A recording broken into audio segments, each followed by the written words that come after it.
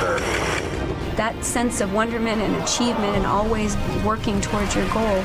We can do, and we will do. And liftoff. Touchdown confirmed.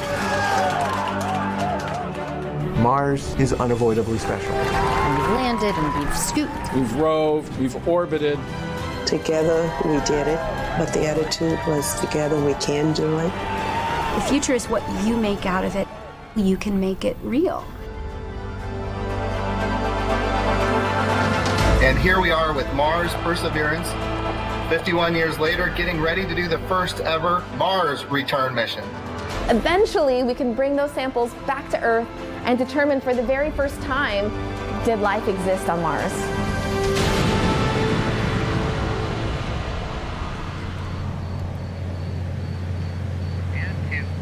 In less than an hour, NASA's 300 million mile journey from America's shore to Jezero Crater on Mars will begin with the launch of this Atlas V rocket into space.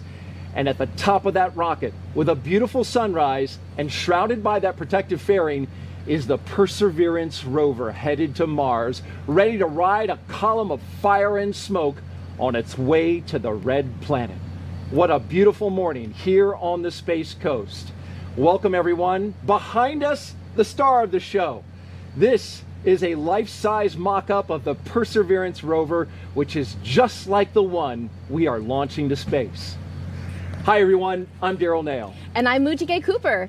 In the 50 minutes leading up to launch, we will show you how this mission will reach and search for ancient microscopic life on Mars and test new technologies critical to the ultimate goal: future human missions to Mars. That's right, and we've got the rocket on the pad and it is ready to go. A beautiful day outside. We're L-47 minutes and counting until launch, and so far the countdown to Mars is on track. We've got great weather, the rocket's looking good, and it puts us on track for a launch at 7:50 a.m. Eastern Time, the beginning of a 2-hour window. In today's coverage, we will hear Grammy Award winner Gregory Porter. We'll talk live with Derek Muller of the YouTube channel Veritasium, along with the aerospace engineers, scientists, and a NASA astronaut. Oh, it's going to be a great show. Yes. I love it. I love it. And we have teams from coast to coast, folks, helping us count down to Mars. We will go live to the Atlas Space Flight Operations Center, just a few miles away from us. And we'll go live to California, to the Jet Propulsion Laboratory, where the Mars 2020 mission team is standing by to communicate with Perseverance after it gets to space. And of course, we are here to tell you what the Perseverance mission is all about. It's an exciting day for all of us here. So we want to walk you through what you will see next during the countdown and the rocket launch. So let's send it over to Joshua Santora and Mick Wiltman, who are with the ULA and Launch Services program teams. Gentlemen. Hey, good morning, Daryl. I'm Joshua Santora, and I am here at Atlas Space Flight Operations Center, joined by Mick Wiltman from NASA's Launch Services program. Mick, you excited to go to Mars? I am excited to go to Mars this morning, Josh. This is a great day. The sunrise out there looks awesome on this rocket, and ready for a great launch today. Thanks for having me on the show. Man, happy to have you along, providing a ton of good context as we go through. Before we dive into the story of Perseverance, we want to give you a preview of what's ahead today in the countdown. Things really got going this morning just after midnight, actually, and Atlas V is just about ready to fly. In a few more minutes, we're going to get the final check of the weather, and that weather report should be coming back really positive. It's been great all morning. We have the terminal count ahead after that. We will be proceeding through the last few minutes of the countdown, and then the drama will be at its peak at launch. When the clock strikes 0, the engines ignite, and the spacecraft and rocket take flight. After successfully passing through max Q just shy of 2 minutes into flight, the solid rocket boosters will be expended and will be jettisoned. Nearly 2 more minutes, and the payload fairing, what you might call the nose cone of the rocket that has been protecting Perseverance, will no longer be needed. It will split in 2 halves and fall away from the accelerating vehicle. 1 minute later, the Atlas booster will have finished its task of lifting Perseverance above Earth's atmosphere and being on the way to orbit. It too will separate, exposing the Centaur RL-10 upper stage engine that will almost immediately begin its first burn that lasts approximately 7 minutes. After coasting for more than 30 minutes, the second burn, lasting around 8 minutes, will take Perseverance out of Earth orbit and into solar orbit on its way to Mars. That sets up spacecraft separation and the final milestone we're hoping to hear this morning, the acquisition of signal. And I say hoping to intentionally because it's quite possible that Perseverance will be in perfect condition, but we won't make contact during the broadcast. So lots more to come, lots ahead. But Daryl, we're going to throw it back over to you now to tell us more about this amazing mission. All right, thank you, Joshua and Mick. We've got a lot of really smart people and talented people that we're going to be talking to today. But let's begin with a scientist who's coming up in just a bit. I want to talk a little bit about Mujega Cooper, who's here. She is a planetary protection lead for this mission. Thank you so much. You've been working on this for a while, Moo. Yes, this has been 7 years in the making, and I'm so excited to share this moment with you and with those that are viewing today. I'm just ecstatic. It's fantastic, and we're in a launch period. People probably want to know, why are we launching today? Why are we launching right now? We're in a period that only comes around once every 2 years. Yeah. Explain that. The orbits of Earth and Mars are on the same side of the sun so that we can reach that destination with less fuel. So it's the best time. Short journey, less power. We like that. And we're studying the climate, the geology, and searching for ancient life. But Moo, what kind of life are we talking about here? Well, when we search, we're not going to find dinosaur fossils, right? We're likely, no? unfortunately, likely we're going to find it in the form of microscopic life. We're hoping ancient to. life. We're hoping. Yeah, we don't know if it's there, right? Yeah, don't know. Okay, well, that's why we're going. Yes. All right, thank you very much, Moo. And back here on Earth, our friends at Twitter are celebrating Mars 2020 in a very special way we want to let you know about. Check this out.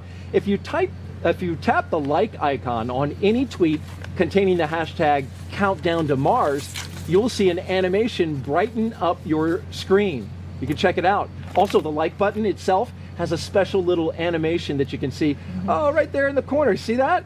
Did you see that, Moon? The little sun and the rocket went around it? Hit it there. That's right. You just hit it and it goes. Oh, there you go. It will also work in any language from our partner countries, including Spanish, French, Norwegian, and Italian. Wow, that is pretty incredible. That's pretty neat. Yeah. And despite the daunting challenges, NASA has a long history of missions to Mars, going all the way back to 1965 with the Mariner 4 spacecraft. Yeah, and we've covered a lot of ground on Mars since then. So let's head out to California and join JPL's Raquel Villanueva. Raquel, what can you share about our history of exploring Mars? Well, Daryl, in the past, we explored the red planet with orbiters and landers, but it was the ability to move around Mars with rovers that truly helped unlock its secrets. Today, I'm joined by Perseverance Deputy Project Manager Jennifer Trosper. She has worked on every single Mars rover mission for the past 3 decades. Now, Jennifer, how does today's launch fit into the history of exploring Mars? Well, we have always been interested in Mars because it's the thing that's most like Earth that we know of. And it's a little bit different today, and so understanding what happened to Mars will help us understand more about our solar system and also more about Earth. Now, as we said, Mars exploration started in 1965 with the Mariner spacecraft flying by Mars. And in 1975, we actually landed the Viking 1 lander on the surface of Mars. And then after that, we started sending orbiters with more sophisticated instruments. Those instruments would do global mapping. They'd find the minerals. They'd find the topography of Mars. They'd actually study the weather of Mars. But we found out that those orbiters needed partners. They needed partners to go down to the surface of Mars and explore like a geologist on Earth would, where he walks around and takes pictures and maybe she takes some measurements. That's what these rovers needed to do, and that's really what started the Mars rover program for us. Our very first rover we sent in 1997, it was a Sojourner rover. Sojourner weighed about 25 pounds and drove all of about 400 feet, but she really showed us what value a rover on Mars could have. And so then the Mars program started the Follow the Water theme to try to understand Mars better. And the first 2 rovers that were sent to Mars to follow the rover were Spirit and Opportunity. They landed on opposite sides of Mars in 2004, and they drove 30 miles combined. And they both found evidence that there had been water on Mars in the past. But we still weren't sure whether that water fostered an environment that was good for life. And so then we sent Curiosity in 2012. The Curiosity rover was big, it had a big robotic arm, it had a drill, it had a science lab in the front. And Curiosity was trying to understand the habitability of Mars, could Mars have ever fostered life? Could life have ever grown on Mars? And within months of Curiosity landing on the surface, she actually found an ancient habitable environment on Mars. But we still don't know if life ever did form on Mars, and that's the goal of the Perseverance mission. Wow. Thanks, Jennifer. And now that we understand how each rover mission helped shape the other, let's get to know Perseverance. You know, Mars is the closest place that we can reach with robotic exploration that we think had a really good chance of having ancient life. The Perseverance rover will land at a location called Jezero Crater. Jezero Crater is a very interesting place. It's a crater that once held a lake. There are a lot of craters on the surface of Mars that could have once hosted ancient lakes, but not every crater that we think had a lake actually preserves evidence that that lake was there. It had an inflow channel and it had an outflow channel. That means it was filled. The crater was filled with water. In Jezero, we have probably one of the most beautifully preserved delta deposits on Mars in that crater. The major goal of the Perseverance mission is to investigate astrobiology on Mars, and in particular, to address the question of whether life ever existed on Mars. The Perseverance rover starts with a design that's very similar to Curiosity, but we've added to it a whole new set of science instruments. And these science instruments were purposefully selected to help us in the search for biosignatures. We're going to be taking microphones with us. For the first time, we're going to have that human sense on another planet. Perseverance carries with her a grand experiment in spacefaring technology, a helicopter, the name of which is now Ingenuity. One of the major upgrades that Perseverance has from Curiosity is that it's able to self-drive for a distance of up to 200 meters per day. As the rover is driving, it's literally building the map of the road it's driving on Mars. Scientists for years have told us that to really unlock the secrets of Mars, we have to bring samples from Mars back to Earth. So what Mars 2020 is going to do is to drill samples, put them in small tubes.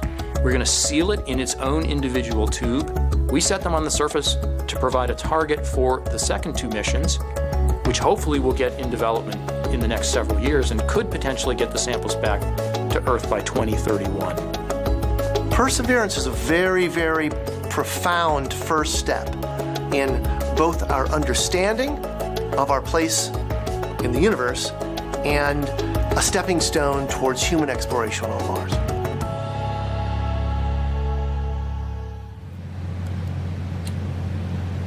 And a great breakdown of the rover there. Welcome back to the Kennedy Space Center in Florida, where our next Mars rover will be propelled into space by an Atlas V rocket. And the man who leads the company tasked with safely getting Perseverance off this planet is Tory Bruno. He is the CEO and president of United Launch Alliance. We appreciate you being here, Tory, this morning.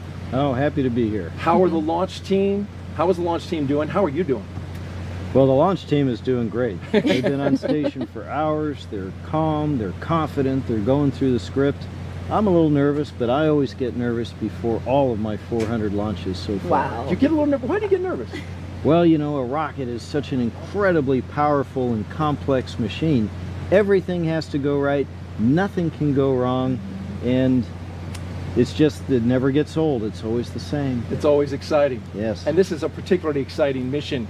Talk a little bit about that. This is the largest and heaviest rover that we've ever sent to the Red Planet. So how did you configure your rocket to do this launch effectively? Yeah, this is our second most powerful Atlas, the 541.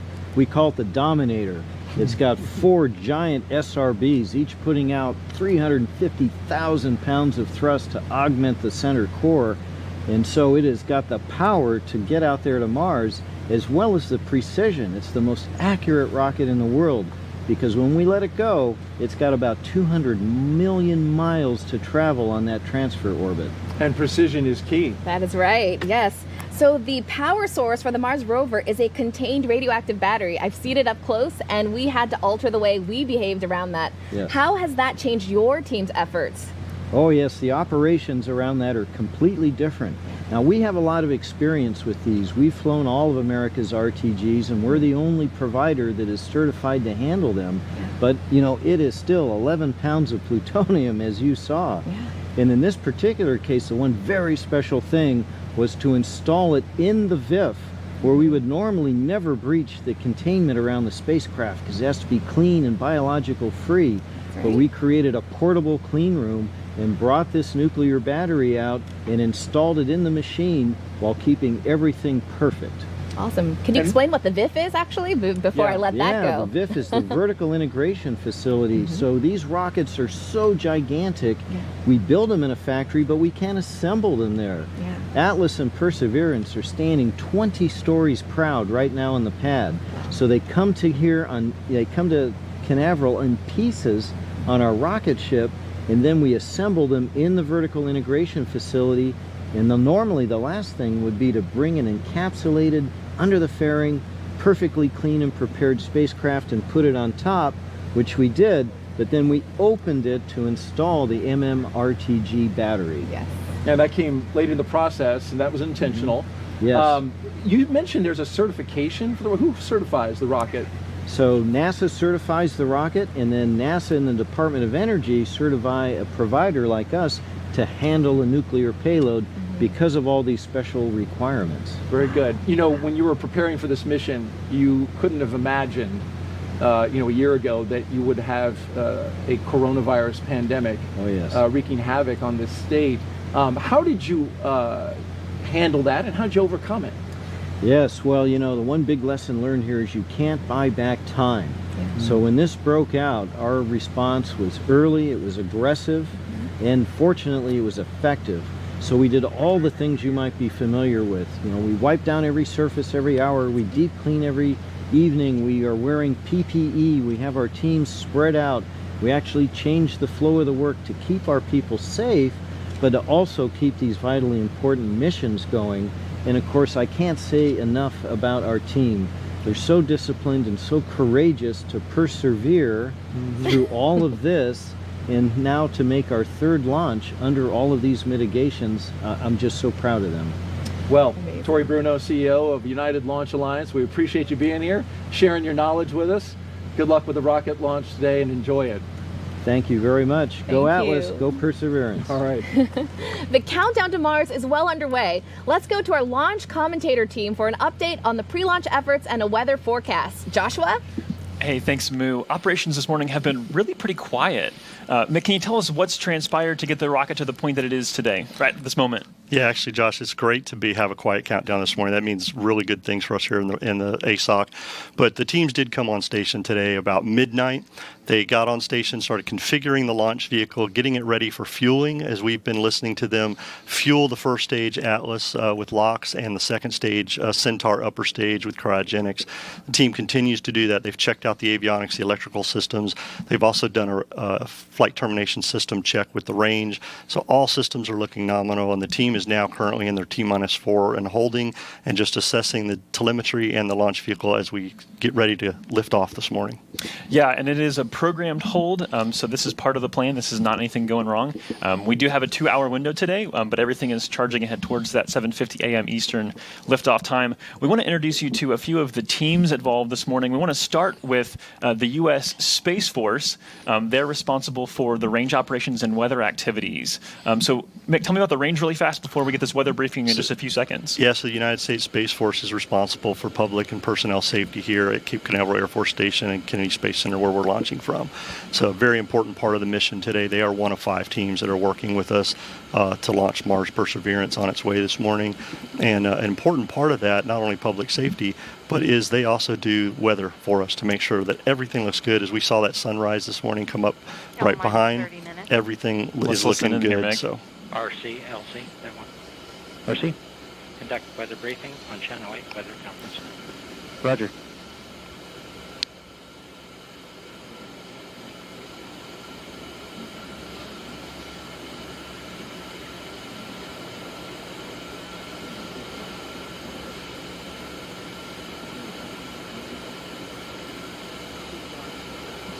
Sorry, we thought we were going to get that for you live, and apparently the audio is on another channel. Forgive us. You should be looking at a visible satellite image. We have now mostly clear skies, a few clouds off to the east over the water. We were monitoring one cell on the radar 10 miles to our southeast, which has dissipated, so things are looking great for launch.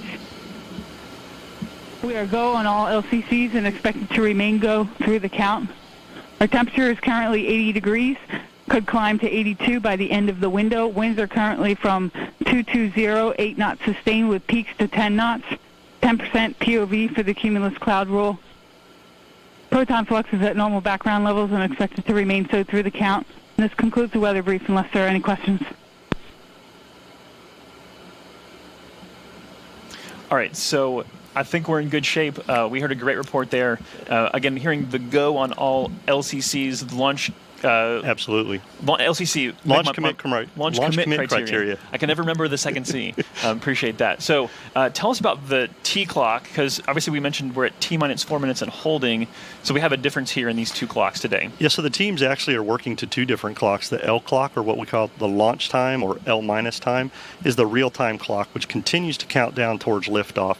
T-time, that's the clock that the team uses for operational sequences of events in the procedure.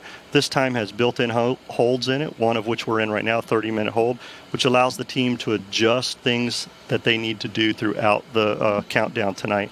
So the L clock will continue counting down, and what's unique about this is at L minus 4 or T minus 4 as we pick up the count, these two clocks will sync up and we will count down to liftoff this morning. One of the things we want to kind of piggyback off of the weather briefing for is to talk about the power source for Perseverance. Perseverance actually has a nuclear battery, which that might be a little bit alarming for people to hear that. It's not a nuclear reactor, it's a nuclear battery, and it's actually something that has been developed by the Department of Energy for this kind of a purpose. It's a multi-mission radioisotope thermoelectric generator, which is a mouthful, but it's an MMRTG. It's roughly the size of a 5-gallon bucket, and it is designed to actually how does this actually produce power for the robot? So it's using nuclear material inside, right, to generate the electricity that's there. Starting off the mission today, it'll be about 110 watts of power that provides the spacecraft as we lift off. And it'll provide power for Mars Perseverance throughout its whole mission life. So that's the unique thing about this battery source that's pretty neat, is that it will continue for the whole time. Yeah. The Atlas V has a perfect launch record, so it's in good shape.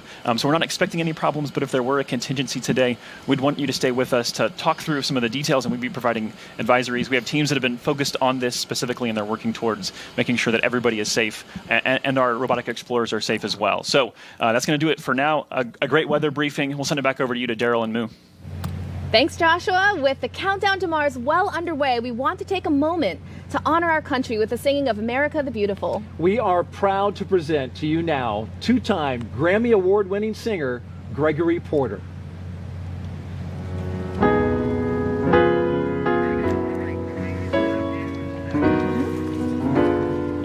Glory Glaze, come on down. Good morning. For spacious skies, for amber waves of grain, for purple mountain majesty above the fruited plain.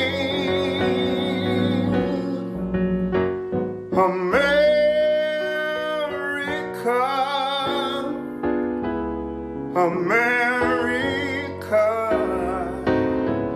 God shed His grace on thee and crown thy good in brotherhood from sea to shining sea.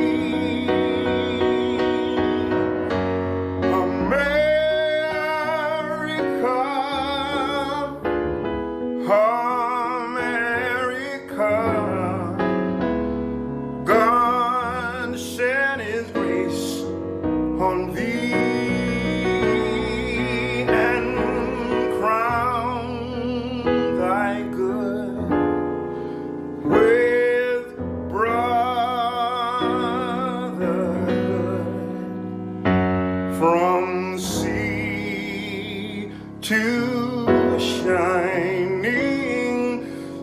The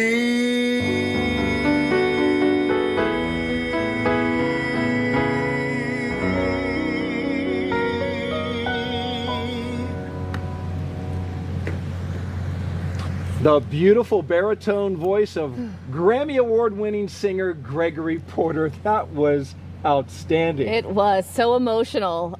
If really I great. could launch the rocket right now after that, see some rockets, red glare, I say it's perfect. Thank you very much, Mr. Porter. We appreciate that. So, Perseverance will seek to unlock many mysteries about Mars, but remote scientific instruments can only go so far. Joining us now to talk about returning Mars samples back to Earth is Dr. Lori Glaze, Director of NASA's Planetary Science Division. Thank you so much for joining us today. It's my pleasure. Happy to be here. Yeah. First, can you talk to us about the value of studying Mars samples here on Earth? You bet. So one of the most exciting parts of this mission, of course, is that we're going to drill samples that we're going to go back to Mars and pick up and bring back to Earth.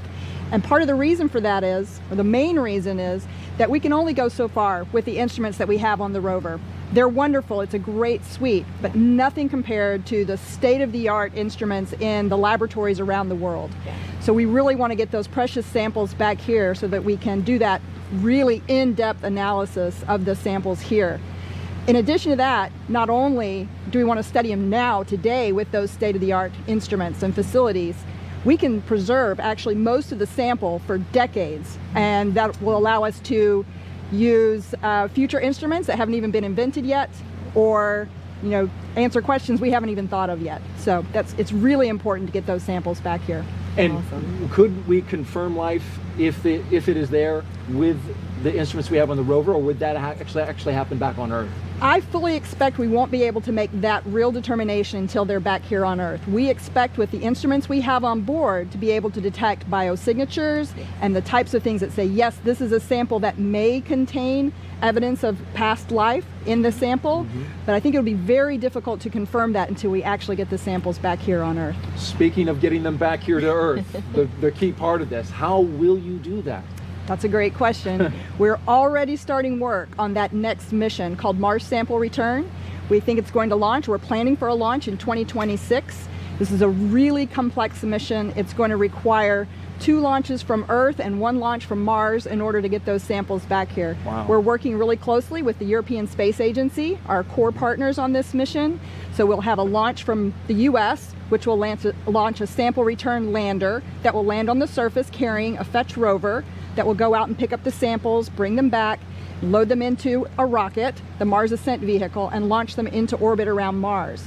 At the same time, when we launched from Earth, the Europeans are also launching an orbiter from Earth that will be in orbit around Mars, and it will capture those samples with that orbiter. We're going to capture them, and then it will make its return trip back to Earth, release them, and they'll come down and land in the Utah desert, where we will then safely carry them and put them in the curation facility. Wow, what a process. Awesome. Yeah. That is so amazing. Thank you so much, Lori, for joining us today. We appreciate your time. pleasure. Enjoy the launch. Get a view. Go Perseverance, go Ingenuity. Awesome. Thank you, Lori. Well, in the early 1900s, the Wright brothers proved powered flight was possible on Earth. Now, NASA plans to test a powered flight on Mars with an ingenious helicopter. So let's get back out to California now. And Raquel, the Martian atmosphere is 99% less dense than here on Earth, so this is no easy task to fly on Mars. It is, Daryl. Now, hitching a ride on the Perseverance rover is an exciting technology demonstration. The Mars Ingenuity helicopter. Now, if successful, it would mark the first time humans have taken powered flight on another planet. Ingenuity's project manager, Mimi Ung, joins us now to talk about the set of milestones Ingenuity needs to hit in order to take flight on Mars. Hi, by the way, we just had an earthquake in this room. But anyway, with that, Mars Helicopter Tech Demo is motivated by the potential of adding the aerial dimension to space exploration.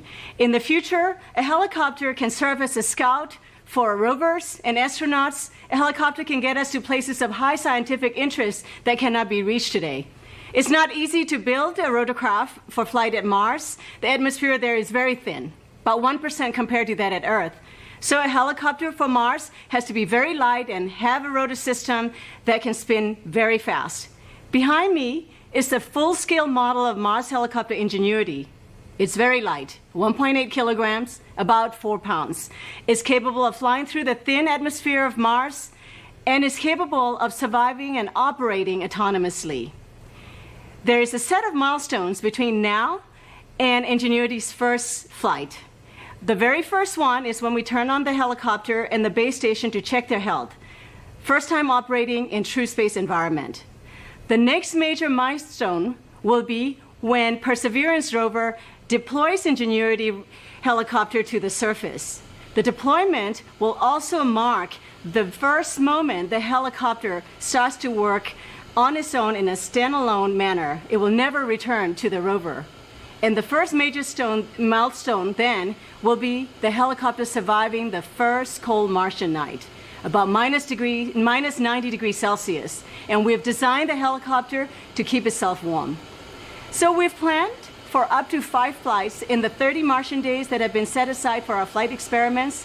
The flight data we get from the helicopter will inform our team the health of the helicopter and performance of each flight. The data could also include a few color photos. First ever photos of Martian terrain taken from aerial vantage. That would be true icing on our cake. Cake, Mimi, thank you. And you're right, we did have a little bit of a shakeup, but everything seems to be okay right here so far. And we look forward to Ingenuity's first flight. And with that, let's head back to KSC as we continue the countdown to Mars. All right, thank you, Raquel. When the name Perseverance was chosen for the rover, our country was in the early stages of the COVID-19 pandemic. Now, the name is also a fitting description of what NASA teams needed to get this rover to the pad on time. Joining us now is NASA Administrator Jim Bridenstine. Thank you very much for being here, Jim. Perseverance is meaning a lot, and that includes recently a 3.9 earthquake that we have reports of in California. Yeah. We just saw our own Mimi Ung. She said things were rattling there. So we are persevering a lot. Good thing we're not launching from Vandenberg today. You're absolutely right about that. Things looking good here in Florida. I want to ask you, why did you choose to move NASA forward on this launch in the midst of a global pandemic? Oh, well, there's a number of reasons, but I think the biggest thing is, the public wants to see the United States of America and our international partners do stunning things. And we have a history of doing amazing things in the most challenging times. And this is no different. So look, here's the other challenging thing with Mars in general. We can only go to Mars once every 26 months when literally the planets are aligned. And if we miss this launch window, it would cost us $500 million to store this vehicle for the next 2 years. And so there's a lot of reasons to go forward. Some of it is financial. The NASA budget. And then the other big reason is Americans want to see us continue to do big things. I want to be really clear though.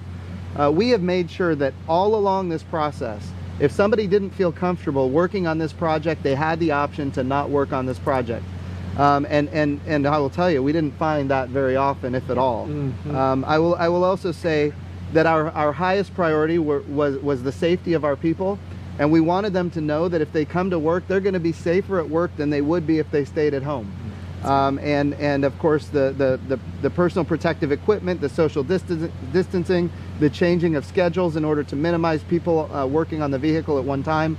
All of these things were put into place as protective measures. But it is true, the name Perseverance, which was given to this robot by Alex Mather, who's a 7th grader in Virginia. Mm-hmm. This is all about perseverance. And going to Mars, as you said, going to Mars is all about persevering in general. Doing it now is more persevering than ever before. Real quick, we've got a launch, of course, counting down. How are you feeling?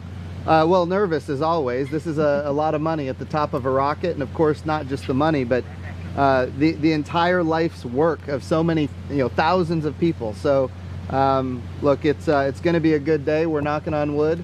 Right. But it's going to be a good day for NASA. Thank you very much for being here, Jim. Appreciate Always. your leadership. Thank you. You bet. All right. Thank you so much. We are now at L-14 minutes and counting. Let's check back in with Joshua and Mick, get an update on preparations to launch the rocket. Joshua, there's an important poll by the Launch Services Program happening soon, right? Yes, absolutely. So the countdown is continuing. Obviously, a status report, we heard them talking about the earthquake, and everything is still good. We're hearing that on the back end, that things are proceeding well. No major issues or hiccups because of that. Everything going well. The savvy viewers out there will notice the clocks in motion, 2 clocks actually. The countdown clock there behind Daryl and Moo is at 4 minutes and holding. Excuse me, at T minus 4 minutes and holding. But the clock on your screen now is the L clock, and that is continuing to count down towards that 7:50 a.m. liftoff time. Yeah, that's exactly right, Josh. As we talked earlier, the L time is the real-time clock that continues to count down to 0.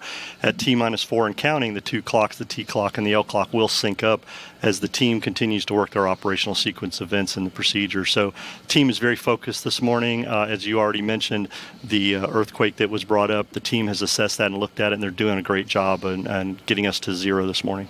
So we mentioned the U.S. Space Force as one of the 5 teams earlier, and next up we have the NASA Launch Services Program team responsible for managing the launch, and we're going to hear a poll here from the NASA launch manager himself, Omar Baez. He's going to poll his team for their readiness to be able to report out in just a few minutes. So he's very punctual, so this should be coming right on time here in just a few seconds. Let's listen in now. This is the NLM on the NLM net. Currently working, no issues on the range or the launch vehicle. Weather is green, 10% chance of violation, and winds aloft look good for the entire window. The spacecraft did experience some earthquake activity at their control center in Pasadena, but appears to be ready to proceed. And with that, I would like to poll the team for final launch poll and spacecraft configuration. NASA CE. NASA CE is go. SMA. SMA is go. SMD. SMD is go. NASA Mission Manager. NASA Mission Manager is go. LSP. LSP is go. Copy. NASA team is ready to proceed. All right, so we heard NASA team is ready to proceed. He even mentioned the weather in there, which is great, only a 10% chance of violation. Again, a big thank you to Jessica Williams of the U.S. Space Force 45th Space Wing. I like the fact that we're working no issues this morning into this count. That's an important part that Omar brought up. And the team, one thing you need to understand about the NLM is it's a combined NASA team of spacecraft and engineering. So hearing all those goes is good this morning. Yep, and we're going to keep moving because we got a lot to do still. We're going to throw it back out to you, Daryl. All right, thank you very much, Joshua. Our NASA teams across the country overcame challenges caused by the COVID-19 outbreak, as you've heard so far, to get this Mars rover to the launch pad on time. We are about to hear from workers at centers in California and Florida who took every imaginable precaution while managing to get this vital work done.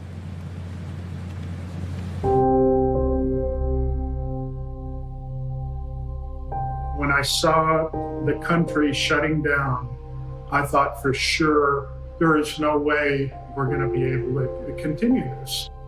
It's something that nobody expected. It's something that nobody could plan for. Rather than your first priority being mission success and getting to the launch pad, your first priority immediately gets displaced, and it's now the safety of the people. I was seriously thinking Mars would be Mars 2022.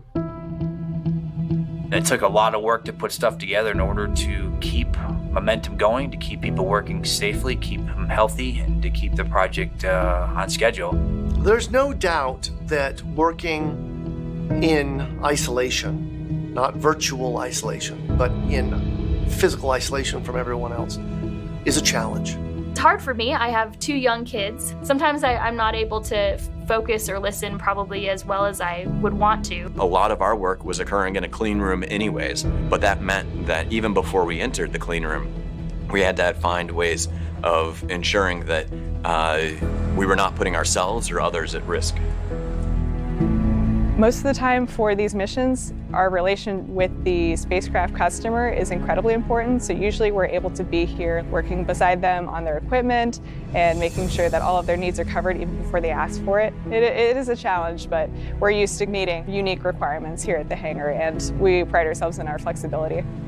This is just another mission, just with a different set of obstacles that we have to overcome. It might not be, like a broken rocket, but it's it's got its own challenges. Our job is to go into the unknown, and this is just another example of the unknown. how to make this job happen when you're doing it largely through a computer screen. I asked the team a couple months ago if they would like to do something to kind of symbolize and mark these challenges that we faced, and they designed something that we called a COVID-19 perseverance plate that's now affixed to the port side of the rover. It has a globe representing all of us that face this challenge together, the spacecraft leaving the Earth on its way to Mars, and all of this supported by the now familiar staff and servant of the medical community. And we hope that this mission, in some small way, can inspire them in return. Pretty much everybody that I've talked to that's associated with the mission has said the same thing, which is you could not have come up with a better name than Perseverance. We have persevered through this. Nobody's given up. We won't get this mission done. We will get it done through the pandemic. I think it's a really important symbol of humanity, hopefully persevering through this great challenging time that we have right now. We appreciate that team as well as the medical community that really stepped up and helped. And it's ironic, Moo, because the name Perseverance was chosen by a 7th grader who at the time he submitted that name, he didn't know that we would be faced with a global pandemic. So we are glad to have him and his family here along with the student who named the helicopter to watch the launch in person. Their names are Alexander Mather and Vanessa Rupani, and they are watching from the 5th floor balcony of our engineering building, just a stone's throw away from the countdown clock. Look at that, there they are, looking cool.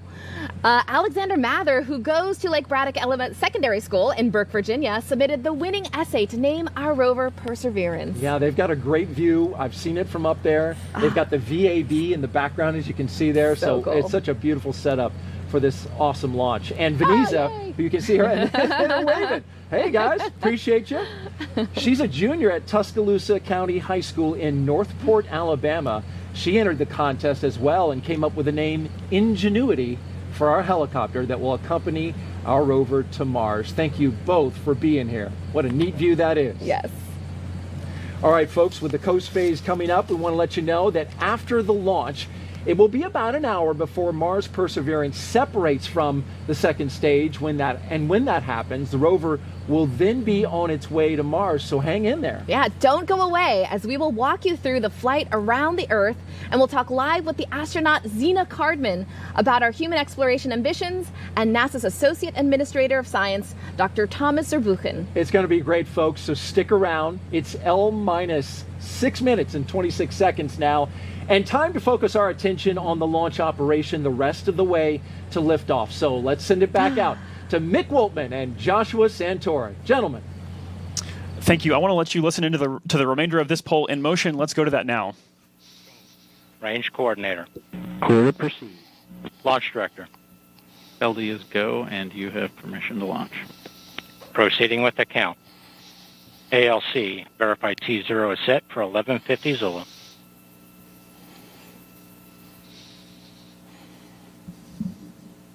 So 11:50 Zulu, that is 7:50 a.m. Eastern time, so that time is correct. As I'm watching Josh do the calculations on his finger there. Get my abacus out. Right. No, so there's a lot to come ahead. One of the things coming up in just a few seconds. 5 minutes, 30 seconds. OS, NSC. Go NSC. Spacecraft on internal power and timer set for T0 of 1150 Zulu. Roger. OS, start list data capture. Roger. Fantastic. All steps are complete prior to terminal count. LC switch is ready. Awesome. So things are really starting to pick up here. You're going to hear more and more chatter on those nets there. That call was to say that Perseverance is powered and ready to go, which is a phenomenal call. Yeah, a couple things happened during that time, right? Is launch conductor, ULA's launch conductor, Scott Barney, polled the whole ULA team. They were all go. We got to hear the third of our 5 teams. The third of our 5 teams. We got to hear the end of that where the range was clear to proceed, and ULA's launch director, Bill Cullen, gave the authority to go for launch this morning at 7:50 a.m. Then we got to hear from the JPL spacecraft team that they are the fourth team, that they are on internal power, and timers are set. They are targeting a liftoff of 7:50 a.m. this morning. So all things are looking good for us, Joshua, this morning. It's so, we talk about being nervous and excited. This is right here where we're nervous and excited. Yes. There are a lot of things happening as we get ready to count down to the liftoff this morning. We have about 15 seconds left in this hold before we pick up the count. Yeah, we're going to listen into that. The fifth team, the one we haven't mentioned yet, is the Department of Energy, who is responsible for the MMRTG, the power source for Perseverance. 3, 2, 1, mark. Awesome. So this is now the terminal countdown. This is that time when things become more and more automated over the next few minutes, and the energy's building, but the focus is increasing exponentially. Yeah, as Tori said during his interview, the teams are very disciplined, very focused on what they're doing, the operational sequence of events that they're following. They are making sure everything happens, especially in this T-4 and counting period, because there's a lot of things they have to do. They have to finish topping the vehicle, make sure that all the tanks, first stage, second stage on Centaur, are at flight pressures and full of fuel, ready to go for this morning. They have to make sure the FTS system is armed and ready for personnel safety, just in case, so that the range can do that. They have to check the electrical and avionics systems. They have to make sure that the flight computer has all the information it needs to place Mars 2020 into the orbit it has to. So a lot of things going on. Exciting time for the team right now, but again, staying focused and following that procedure they've got. 3 minutes. As we look ahead to post-liftoff, want to kind of preview for you what's going to happen, because there's going to be a lot going on. You're not going to hear much from us. You'll actually be hearing from the ULA flight commentator, Jesse Gonzalez. He'll be kind of giving those calls past liftoff that will walk us through maximum dynamic pressure and into SRB separation, and then into fairing separation, booster separation, and then the first main engine ignition of the Centaur, yes. RL-10. And so then you'll kind of hear us jump back in and help provide some more context to what's going on. We encourage you to stay with us for the rest of the show, though. There's a ton more content we have to bring you, and we are far from over. Want to emphasize that the countdown to Mars is not done at 0 today. The countdown to Mars ends in February, when Mars 2020 safely delivers Perseverance and Ingenuity to the surface of the red planet. So we're going to let you listen in now and enjoy the last couple minutes of the process of launching a rocket.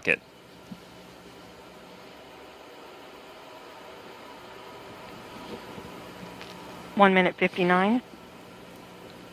Vehicle internal. 1 minute 55. Launch sequencer start. 1 minute 50. Securing Centaur LH2. Securing Centaur LO2. So there we heard the fueling is 1 wrapping minute up 40. Yep, fueling is wrapping Launch up. enabled. Team is gone. Launch enable's done. Launch conductor sequence is ready to go. They're getting ready to turn the vehicle over to auto sequence at T-31 seconds. So that's a big thing that they're getting done here. At T-25 seconds, we will hear the team give their final goes that everything is ready and the launch vehicle is ready to lift off and perform this mission. SCS count started. 1 minute 15. Produce CCS for launch. Roger. 1 minute 10. 10 valves locked.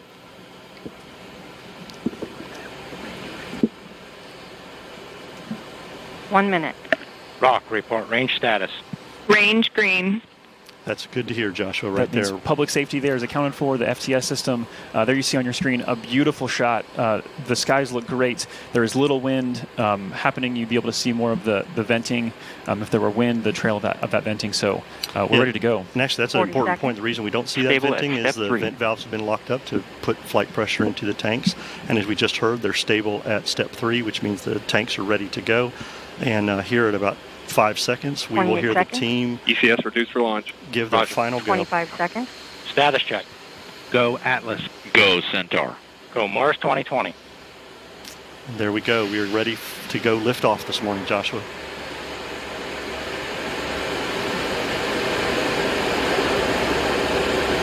Eight, 7, 6, 5, 4. Engine ignition. 2, 1, 0. Release. And liftoff. As the countdown to Mars continues, the perseverance of humanity launching the next generation of robotic explorers to the red planet.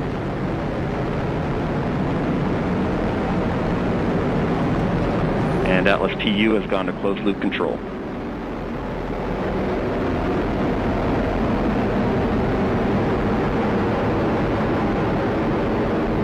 Coming up on 30 seconds into flight, the RD-180 is throttling down as expected. Engine response looks good. And Mach 1, Atlas 5 is now supersonic.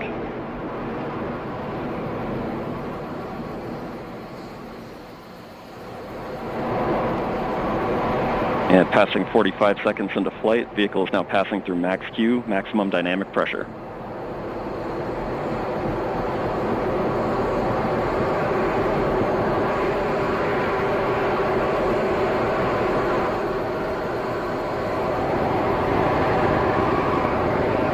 And passing 1 minute into flight, the RD-180 is throttling back up as expected. Engine response looks good. At this time in flight, the SRB chamber pressures remain nominal. The RD-180 pump speed and fuel injector pressures are responding well to demands on the engine. Standing by for SRB burnout shortly.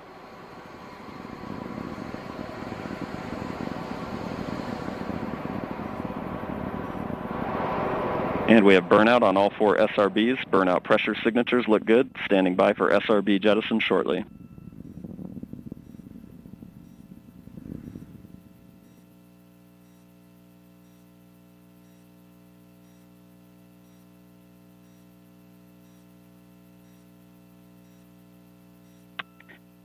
And we have a good indication of SRB jettison of all 4 SRBs. And the vehicle has gone to closed loop guidance. Vehicle body rates are responding nominally at this time.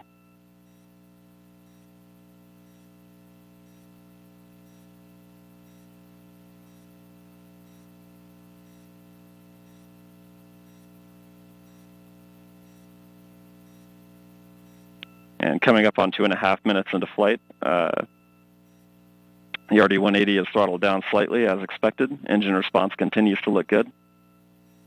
At this time, the vehicle is 50 miles in altitude, 85 miles downrange, traveling at 6,000 miles per hour.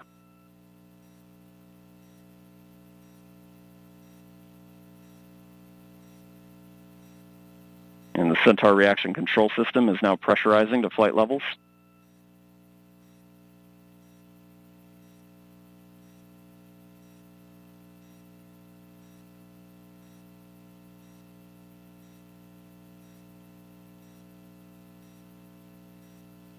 And just past 3 minutes into flight, the RD-180 is now throttling to maintain a constant 2.5 G acceleration limit for payload fairing jettison. Engine response and vehicle acceleration look good.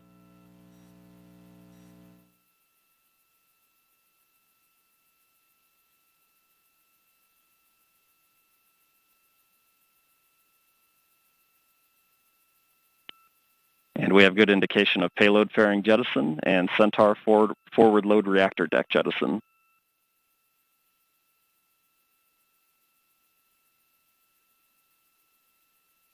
And the RD-180 is throttling back up to attain a 4.6 G acceleration.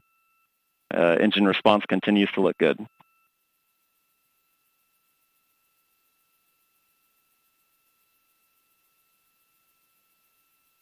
And Centaur has begun the boost phase chill down sequence to thermally condition the RL-10 for operation.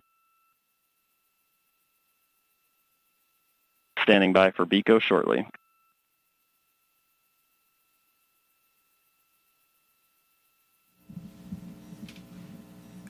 BECO is the call for booster engine. And we have BECO, booster engine cutoff, standing by for stage separation.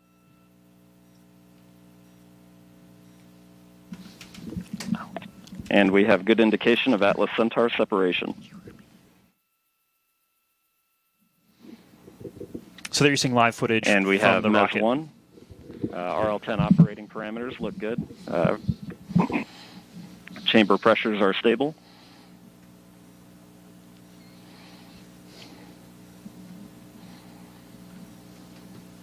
This will be the first of 2 burns for today's mission. This first burn will be approximately 7 minutes in length.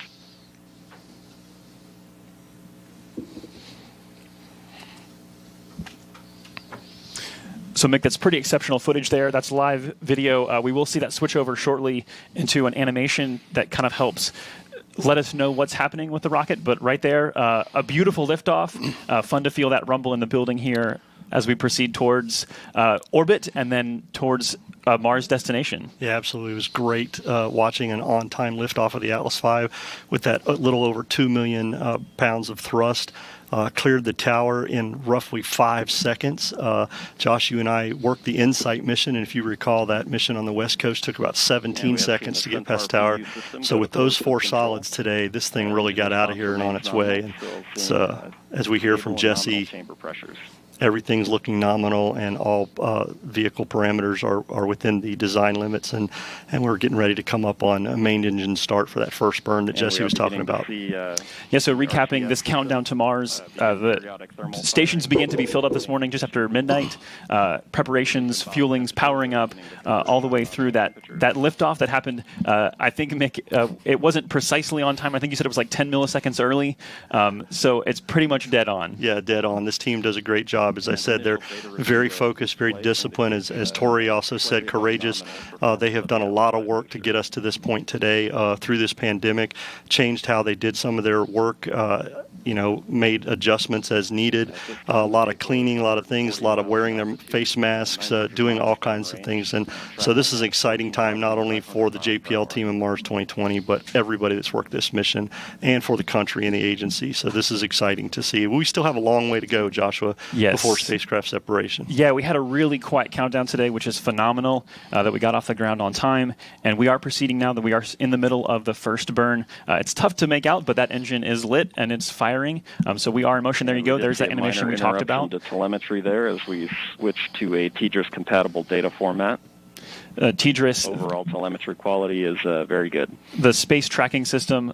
So there you go. This is not an actual video, but this is an animation that's driven by real data. So although we're not actually seeing the engine on screen right now, we can see that the engine is lit, and that is driven by the data that says that the engine is truly lit and we're in this burn. Yeah, the launch vehicle continues to send telemetry to the launch team via the TDRS network, as you mentioned, and that allows them to continue to watch what's going on and make sure all their sequence of events meet their timeline. We continue on a nominal flight this morning. This first burn, as we heard earlier, will be about 6 minutes. This will get us into that park orbit around Earth, allow us to get on our way, and then get into that approximately 30-minute coast period that we're going to have. 8 minutes into flight, beginning to see the Centaur PU system balance out mass errors, seeing very stable body rates in the Centaur. So we've mentioned 5 teams at play, and although if you were watching, hopefully you got a chance to see this in person, if not on camera, it's easy to kind of say, oh, it's over, like job done, but all 5 of these teams still very much engaged, still very much focused, because there's a lot of work ahead as we proceed through this first burn, and then a coast phase, like you mentioned, Mick, and then a second burn, and then spacecraft separation and the acquisition of signal from Mars 2020. So a lot more coming up here. Mick, I know for Launch Services Program, you guys manage the launch. So what does that mean? I mean, this is you guys' work in action right now. By the way, that's the 5th team that we didn't get to mention. We talked about JPL, we talked about DOE, we talked about United States Space Force, and United Launch Alliance. LSP, we are like the brokers to select this launch vehicle and help with manage this mission. So we get our spacecraft customer, the JPL folks, they come to us. They have some certain requirements that they need for this mission. The Launch Services Program made up of engineers and flight analysis folks, and they look at everything, they help define those requirements, and then we go out and procure a vehicle from a commercial partner. In this case, it was the Atlas 541 for the Mars 2020 mission that was needed for performance, right? As you and I have talked over the last several days, Josh, one of the things that was important for us to look at was that performance, to be able to get Mars 2020 onto that transfer orbit into solar orbit to intercept Mars in 7 months. It's kind of analogous to a football game, right?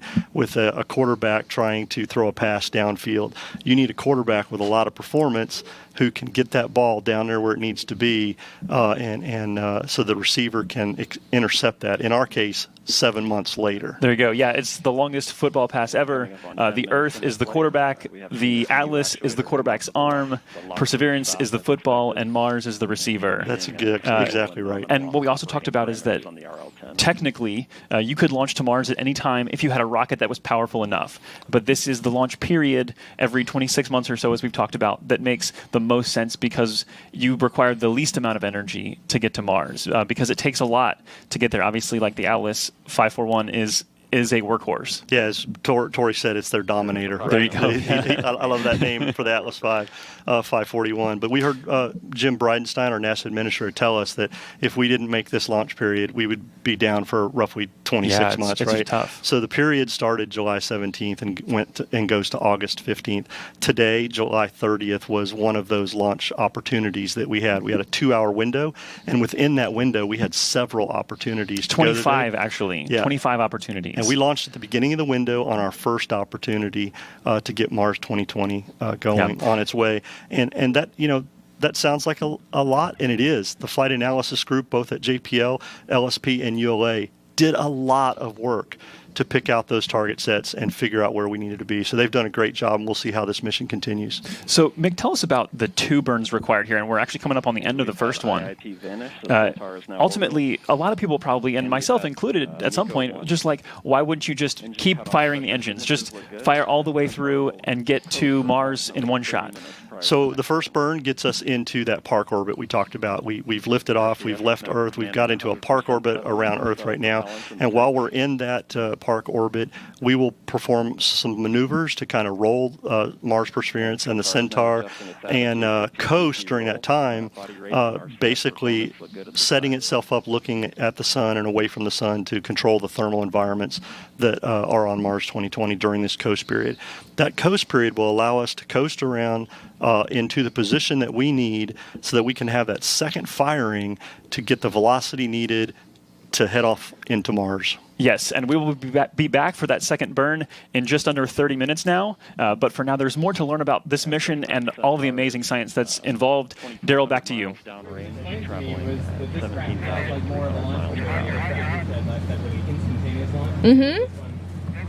All right. Thank you very much. Great launch and great job, guys. Back outside now to recap. An Atlas V rocket carrying Mars Perseverance rover launched on time from the Cape Canaveral Air Force Station at 7:50 a.m. Eastern Daylight Time. Incredible. After the rocket took flight, it separated from the first stage and was then boosted into orbit by the Centaur's second stage. Perseverance is now preparing for a second burn that will put it on a trajectory toward Mars. That's just incredible to say. It gives me goosebumps. It really is. And we're so excited about that as well. And while we wait for that second burn, hang in there with us because we got a lot of exciting coverage to go. We're going to welcome in one of our launch guests, Dr. Derek Muller. He is the creator and host of the popular science education channel on YouTube called Veritasium. He also holds a doctorate in physics education, so he's really smart. And that's why you saw us kind of having some fun, because Derek was here on set. We're just having a good time talking about this launch, which I got to start off with that, Derek. Your first time seeing a launch in person, what'd you think? I mean, what can you say? I have nothing to compare it to, but it was awesome, something I will never forget, and I definitely want to be invited back. So if you guys could make that happen, I mean, just so amazing to You see. do a great job explaining physics. What did it feel like? Kind of walk me through as you were watching and experiencing it. Well, it's like all the physics goes out the window a little bit. It's a very visceral moment between you and this very powerful craft. I think it's just amazing, all the, the engineering that goes into making something that's that powerful and yet that controlled, and to witness that is phenomenal. And then to feel the rumble of all that sound as it hits you, I found it an incredibly emotional experience. It's almost unbelievable to see it taking off. It's very surreal, that's for sure. Nice. What excites you the most about the Perseverance rover? Well, the Perseverance rover is going to do a lot of great science. So I'm excited, for example, that it's going to cache samples that we're going to bring back. Super excited that we're actually going to have samples from Mars in our hands. And I think that may clinch whether we can see that life is actually there.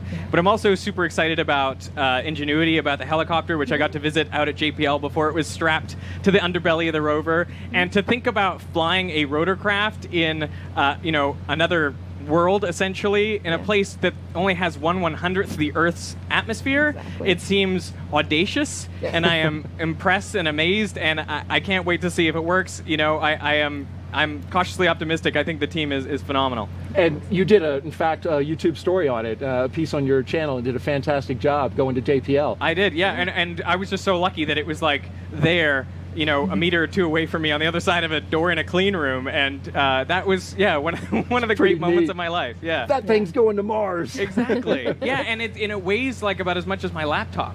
Yeah. And you think about, you know, it's you know, substantial in its size, and it's going to go there and take off and fly all by itself, because of course we can't control it, given the time delay and everything. That is, I just think, one of the pinnacles of human engineering. Yes, absolutely. Now, this is going to do some big science as well. What are your thoughts on the search for ancient microbial life on another planet, Mars? Well, you know, I think chances are good that Mars once harbored life. It was so similar to Earth in the past. One can only expect, you know, life probably sprung up there as well. But I'm really excited for us to get that confirmation, because I think it really transforms our ideas about life and, you know, how frequent it is. Right now, all we have is this sample size of one Earth with life, you know? We find another one that's 100% more information and data, and I think it's likely that life will not be exactly like ours. And I think it'll be fascinating, everything we can learn about, you know, other potential forms of life just by finding, you know, life on another planet. You seem to suggest that you think there is life. I do. I mean, you have liquid water for, I don't know how many, you know, 500 million or 1 billion years. On Earth, that was enough to create life. So, you know, the guess is that's not a unique thing, you know, right? I mean, the scientific hypothesis is you run that enough times, it's bound to lead to life again in other circumstances. Dr. Derek Muller, we really appreciate you being here, YouTube creator with the channel Veritasium. We know you have a 2.5-week-old child that your wife is holding out. There are very few things that I could leave for, but this launch, that is one of them. Thank you so much for doing so. Get a selfie with our full-size rover back here. You see Yes, that? please. I definitely will. Very good. Thank you so much. There has been a lot of anticipation by NASA teams leading up to this launch, but some won't be able to fully celebrate until the rover has safely landed on Mars 7 months from now. Raquel, you're there with the Mars mission team at JPL in California. How are they reacting to seeing Mars 2020 take flight? Well, Moo, it's been quite an eventful morning with the earthquake, but you could feel the energy building in the room in the run-up to launch. And now I'm with Bobby Braun, the Director for Planetary Science at JPL. Bobby, now that we've started our journey to Mars, can you tell me how you are feeling? Wow, it's a great day. We're all so excited, and to get started in this way and to be on our way after all this work that the team has gone through. It's really just fantastic. That's great. Now that Perseverance is off the launch pad, what are its next steps? Yeah, well, we're almost on the path to Mars, if you will. The launch vehicle has done great so far. Our partners at ULA are just fantastic, and we're very happy to be working with them and for them to give us this boost so far. But we still have to have another burn of our upper stage. We have to pass through the night side, or the shadow of the Earth, come out on the other side and find the sun and power up, and then establish contact with the spacecraft. And once we do, we'll truly be on our way to Mars. We'll have a spacecraft that's power safe, that we can communicate with, and our journey will really begin. We look forward to that. Thanks, Bobby. Now, Daryl, as Bobby mentioned, there's an excitement here in the room as the team looks ahead to the second Centaur burn. But before we get to that, let's learn more about the science on board this rover. All right, thanks, Raquel. And as you mentioned, there are numerous scientific studies and technology demonstrations on Perseverance. Some of these are directly preparing us to one day send humans to Mars. One in particular is called MOXIE. Jeff Sheehy from the Science and Technology Mission Directorate is joining us now to explain, and he is here with us.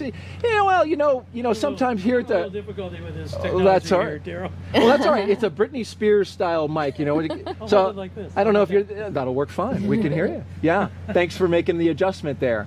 So, Jeff, this is an incredible piece of technology here, this MOXIE, right? So tell us, what is it and why is it important? Well, MOXIE stands for Mars Oxygen in situ resource utilization experiment. That's kind of a mouthful, so we grab a few letters out of there and just call it MOXIE. And I think the name MOXIE has a certain kind of attitude that's appropriate for this ambitious mission to Mars. But what in situ resource utilization is utilizing the resources that we find at a destination to produce useful commodities. And so what MOXIE is going to do is suck in the Mars atmosphere, which is mostly carbon dioxide, and produce pure oxygen. Oxygen is a commodity that we can use in our exploration endeavors. And so MOXIE is the first in situ resource utilization experiment on another planet. How about that? So that's why it's so important. If we can produce things we need at the destination, we don't have to load them in a launch vehicle, launch them from the surface to Earth, push them all the way to the destination, and land them on Mars or the moon. Saving incredible weight, fuel, resources to use them, the ones that are there and in place. That's right. It took a lot of moxie. What were some of the biggest challenges in developing this technology, designing it, developing, building it? Well, the team that produced the hardware that we just saw being launched on its way to Mars, they certainly had moxie, because they had to overcome a lot of challenges along the way. When you start to develop new technologies, you're working in a laboratory, and you've got all the room you need usually, and you can build it big and heavy because you're not trying to make it look pretty, you're just trying to make it work, and you've got all the power you need, and you can control the thermal environment, and you can have teams of people come in and tinker with it and fix it when it breaks and all of that. So, but and you can probably see where I'm going with this, when you get to the point where it's time to fly that hardware to prove it out in the space environment or on the planetary surface, then the rubber really hits the road in terms of the engineering. And that's where the teams of engineers come into play, and they develop clever solutions to implement the process that's been developed in the lab and package it for space flight. So MOXIE faced a lot of challenges. You know, once you have to put it on the rover, the size becomes important. It has to fit in a certain volume on the rover. The amount of weight, or the mass, becomes really important. Every ounce you launch into space takes propellant to move it. So we want to make MOXIE as light as possible. Had to fit within a certain mass budget, or they would have kicked it off the rover. And we're glad you made it on the rover. And just real quick, and without getting too deep into the technical details, how does it convert carbon dioxide to oxygen? So MOXIE uses a thermal and electrochemical process. There's a compressor that was built by a company called Air Squared. Some of that was funded under the NASA Small Business Innovative Research Program, actually. And they built the compressor. What it does is acquire the carbon dioxide from the Mars atmosphere and push it into the electrolysis system. A company called Ceramatech, a team led by a guy named Joe Hartvigsen.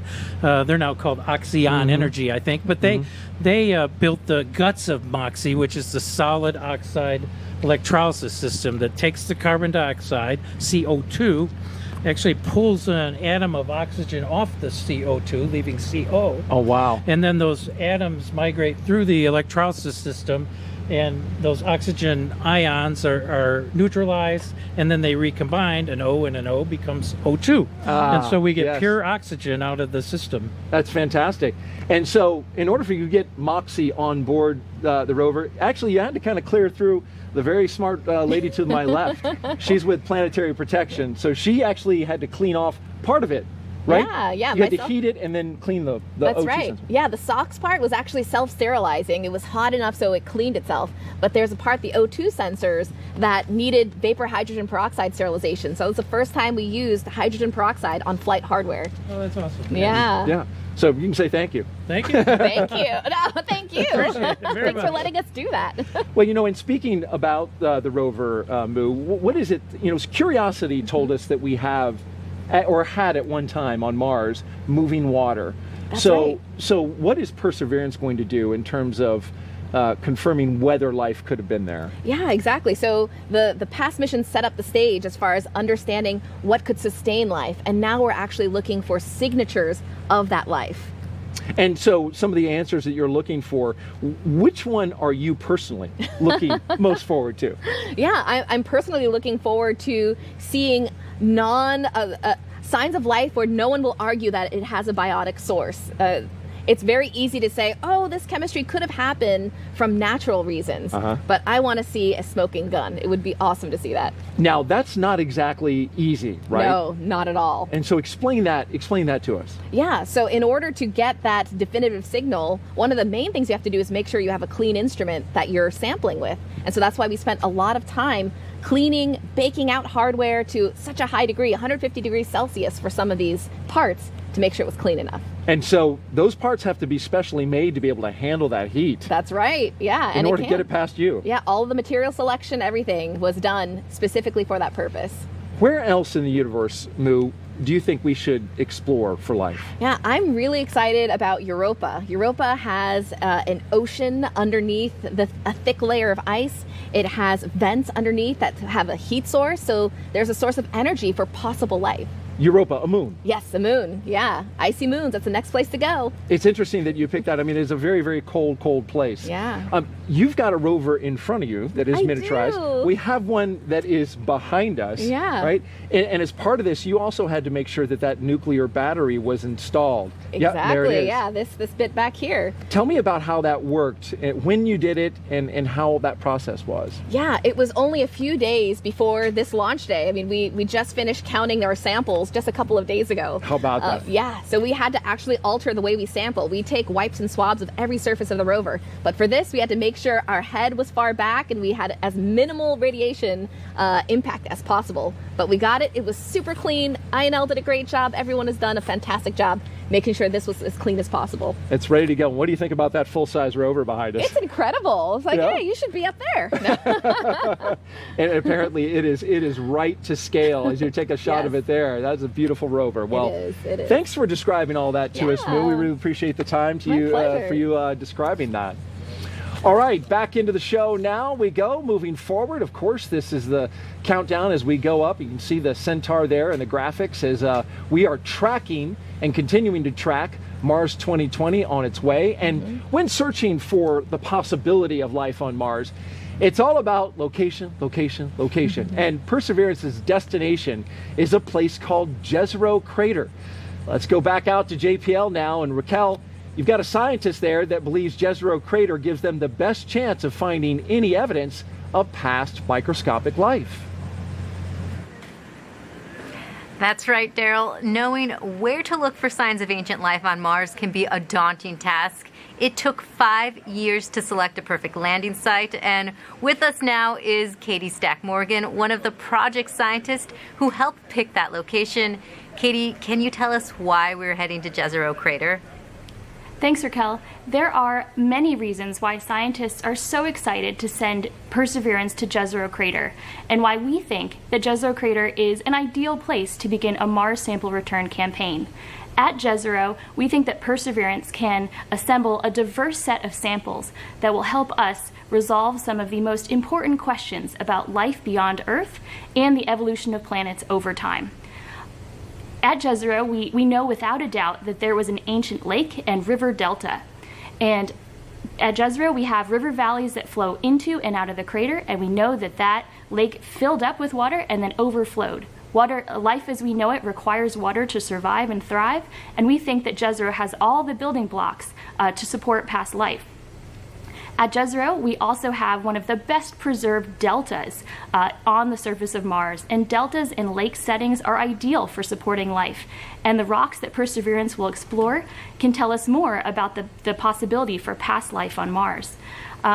The rocks at Jezero Crater are also some of the oldest on Mars, between 3.5 and 4 billion years old, and that's the same interval of time when life was developing here on Earth. So by exploring the rocks in Jezero with Perseverance, we have the opportunity to explore more about the development of life in the solar system and can answer some of the major questions we have about that fundamental question. Back to you, Raquel. Great. Thank you so much, Katie. And with that, let's head back to Kennedy Space Center. Daryl?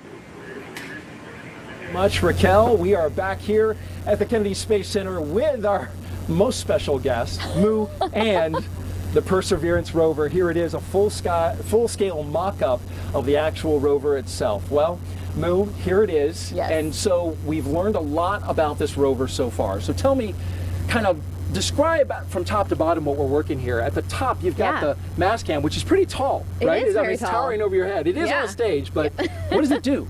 Yeah, so it has a lot of fun components. Some of them are the Mastcam Z. Z stands for zoom, so you see those two stereo cameras. And there's also that eyeball, what looks like an eye, is actually a laser. It shoots at the rocks. A laser. A laser, lasers.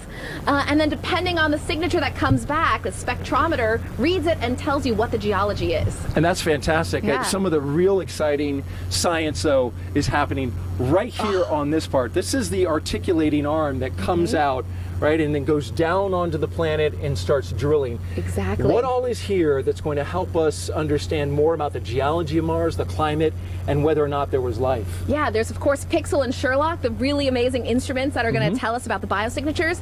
But in the middle, there is the coring drill. The real drill will have a drill bit, a coring bit, which is hollow in the middle. And there's going to be a tube inside. This is just a 3D printed version.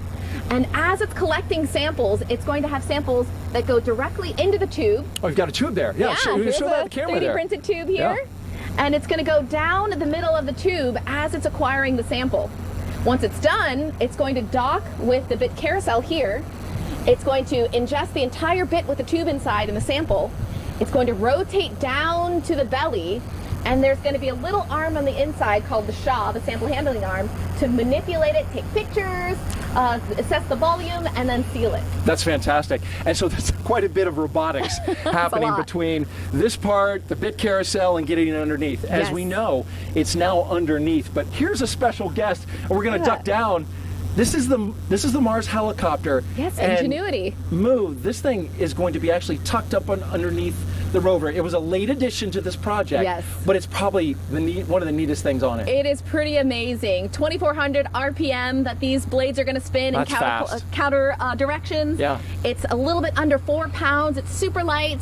And yeah, it's going to be the first rotorcraft flight on the surface of Mars. It's spectacular. And you know what's amazing? It will be taking pictures as well, right? That's Look right. At the blades. Wow. These blades turn, Great right? model. And they turn in opposite directions. They I do. understand. They do. It will have a camera on it. It will shoot live or shoot video. Yes. That we will then get back. It'll shoot video of the rover as it's doing its work, right? Yeah, it's spectacular. And look at the clearance. I mean, this rover needs to clear this helicopter after it's deployed. All right. Well, thank you so much for giving us the tour of the mock-up. It's just like the real one, except for it's not going to Mars. Well, thank you so much. And so by now you may have heard that this Perseverance rover was named by a 7th grader. And it was given that name, which is very special to us. And so we asked Hidden Figures actress Octavia Spencer to tell you why the Perseverance name is more than just a name to us here at NASA. We are a species of explorers, believers. We choose to go to the moon in this decade and do the other thing, not because they are easy, but because they are hard. We are willing to do the hard things, to overcome the many challenges. This is what brings out the best in us. We go for a mission to the moon. Our path has led to success and to bitter losses. We come together today to mourn the loss of 7 brave Americans. Yet, even when faced with tragedy and setbacks, we persevere. We keep striving. We keep believing. From space, we see our planet as a whole. We see the challenges facing it, and we face those challenges together.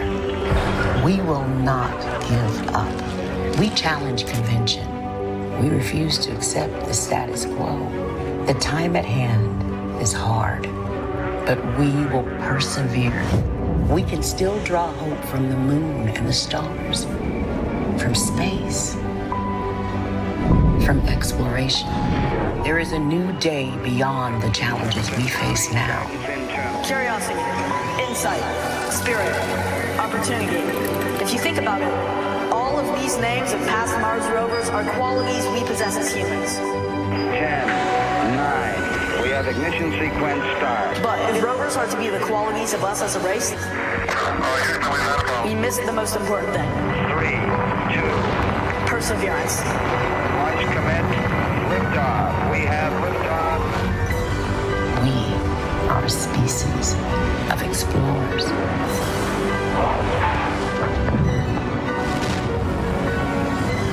We will meet many obstacles on our way to Mars. But as humans, will not give up.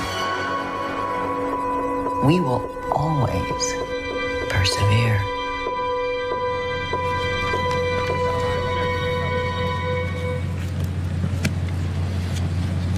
Our collective perseverance is what has gotten us to this day, and now Mars 2020 is on its 7-month journey to Mars with an anticipated landing date of Perseverance on February 18th, 2021.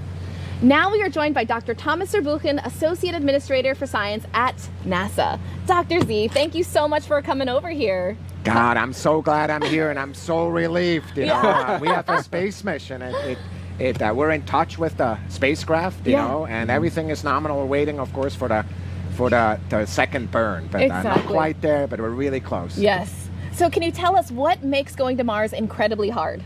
So there's really two pieces that make it hard. The first one is what we're doing today, which is you really need to head in the right direction. Yeah. So take it off the Earth and have a lot of energy and head exactly in the right direction, because what you want to make sure is in February, when Mars comes, you want to be right there so you can get captured. The second one, which is the one that's going to make us nervous in February, is to entry, descent, and land. You know, so the Mars atmosphere is almost the worst of all worlds. If it was really thick, you could do what we're doing on Earth, which is go in and with parachutes. Yeah. If there was none of them there, you could do, you know, what we do at the moon. When in Mars, you have to do both on top of each other, which makes it 10 times harder than any of the other two, and so that's what makes it so hard. Wow. You've devoted much of your life to science, and I know you were asked the other day during a news conference, you know, why another rover, and you gave a pretty impassioned response. Why is this rover important in your mind to the work that so many people are doing in science? So it's really kind of a key of a whole bunch of new research that we're doing that is focused on a question that for thousands of years philosophers have asked, scientists have asked, and we're ready to answer with the tools of science, which is the way to get reliable answers. And that is there life out there?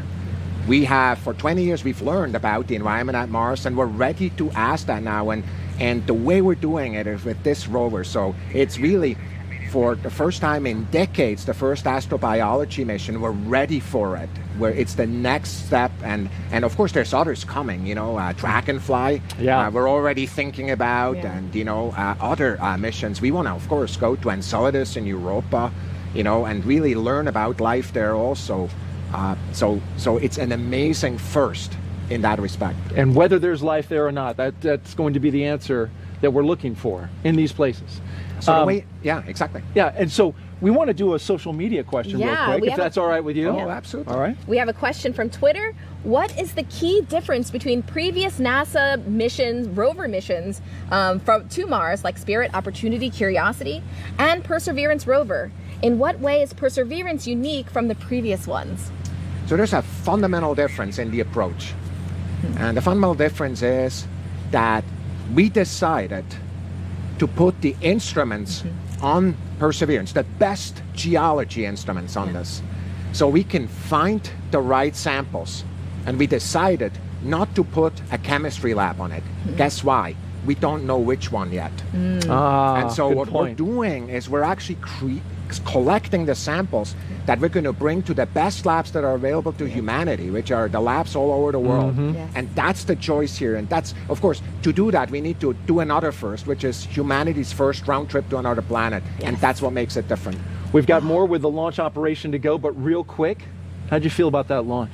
Oh, I loved it. It's like punching a hole in the sky, right? It's really getting off the cosmic shore, our Earth, into wading out there into the cosmic ocean. I just love it every time it gets me. All right, very good. Dr. Thomas Zurbuchen, thank you for joining us. We appreciate you being here to explain all the science and the excitement that's coming up. Thank you so much. Appreciate it. Now we've talked to scientists and engineers, and we have shared highlights of the mission and tech demonstrations that are central to the Perseverance rover. And folks, we have a lot more to share. Mars Perseverance has been flying in space for more than a half hour now. Let's check back in with Joshua and Mick to recap the flight so far and tell us what's coming up next. Hey, thanks, Moo. Yeah, as you're seeing on screen there, that is, again, the animation of the Centaur in motion around Earth, in orbit around Earth. And you can see there, like I mentioned, the animation being driven by real telemetry data. Mick, how is the report coming back from the first burn and then currently our coast phase? So we're hearing from Jesse Gonzalez and the engineering team is that everything so far has been nominal. Centaur's been performing well. All the settling firings have been going great, which is keeping the fuel that's still in the tank where it needs to be as we get ready to come up on main engine start 2 for that second burn, which is very important to get us our velocity and into that transfer orbit to Mars. Yeah, so that will be up in just a few minutes, but I think we're going to actually send you back out to our main desk to hear... Oh, so sorry. I'm being held. We're going to hang out here. So coming up, so talk about C3, Mick. This is something that we talked about having to do with the energy to leave Earth and go somewhere else. We're talking about having to get to speeds over 25,000 miles per hour. That's Earth's escape velocity. Yeah, so C3 is basically just the technical term that we use in the aerospace industry to refer to the velocity that we need to get the vehicle where it needs to be. So as you said, we got that little over 2 million pounds of thrust that we left Earth this morning with those mighty 4 solids on the Dominator. I still like that from Tori Bruno. I'm gonna take that one from Tori. But we got off here and into the park orbit with the proper velocity we needed. And then, of course, this second burn is so important for the velocity we need to get in transfer orbit. Awesome. So the Dominator punching a hole in the sky, as Dr. Zurbuchen said. So we will send it back out now to the main desk and be back with you in just a minute to catch that second burn. Daryl? All right. Thank you very much. Thanks so much, Joshua. Joining us now to talk about how special these missions are is Dr. Michael Watkins. He's the director of the Jet Propulsion Laboratory in California, which planned Perseverance's mission to Mars. That is my home center. Thank you for joining us, Dr. Watkins. My pleasure. So we have so many great questions for you. Why are missions to Mars unique? Well, I think they're unique for 2 ways. I mean, one is just Mars. It's been in our imagination for centuries. It's a place that looks like the Earth. It looks like it could be home to us. It looked like it was once home to what could have been life. And the fact that we can get there, and we can get there every couple of years, and we can send missions, and we can build on those missions, and you can learn from your mistakes, you can learn from your successes.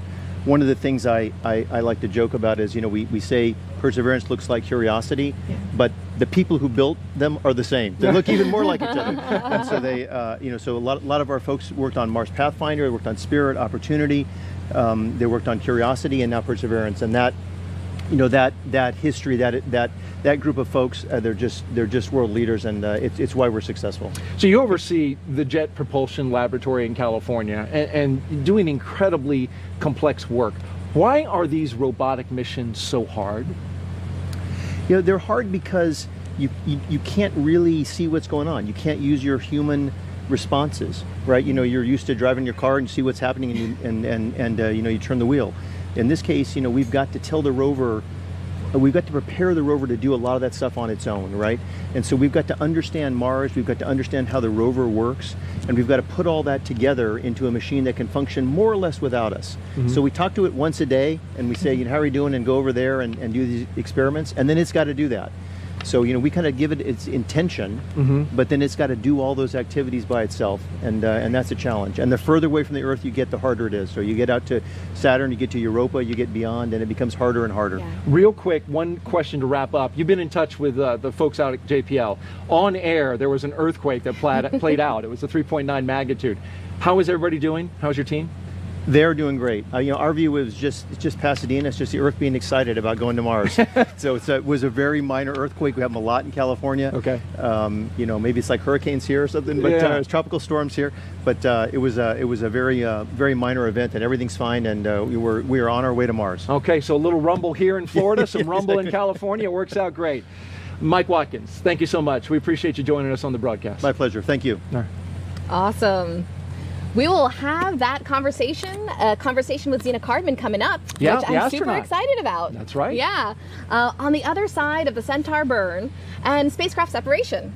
We'll also highlight 6 major technologies that NASA is focusing on over the next decade, including the critical energy needs for such missions. But with that, let's turn our attention to the next operational steps. Joshua, are you there? Yeah, Moo, we're here and we're excited. We have a fuel pre-start call just coming in. We are getting ready to hear the call for this second burn of that Centaur RL-10 engine. Again, Mick, explain what this second burn is for. So as we talked earlier, the second burn is really to get us that velocity as we head into that transfer orbit, right? Centaur and Mars 2020 will head into that solar orbit on its way with the proper velocity. We will then get ready to separate Mars 2020 on its way. And I'm hearing that settling is done, and we have main engine start. There we go. Awesome. And again, that animation there being driven by actual telemetry data coming from that rocket. So that's a phenomenal sign. And again, I think that it's tough with these images. Perspective and scale are so important. This vehicle is in Earth orbit. It's not near anything, so you can't see the acceleration of what's happening right now. But for 8 minutes, it's going to be picking up speed. Yeah, this is the burn that gets us really moving in the direction we need to go, that fast velocity that we need to get out of our park orbit and head on our way to Mars. Of course, Centaur and Mars 2020 are still together. System is in and closed-loop control as we're hearing, as well. Everything is looking nominal on this fire so far. Main engine start was good, and the firing is going well, nominal, as we see in the animation there. Fantastic. So this is rocket science, and it's not easy. We actually want to bring in now, we have a special guest. This is Dr. Denton Gibson, excuse me. Yes. He is a rocket scientist. His official title is Senior Vehicle Systems Engineer. Denton, how are you doing?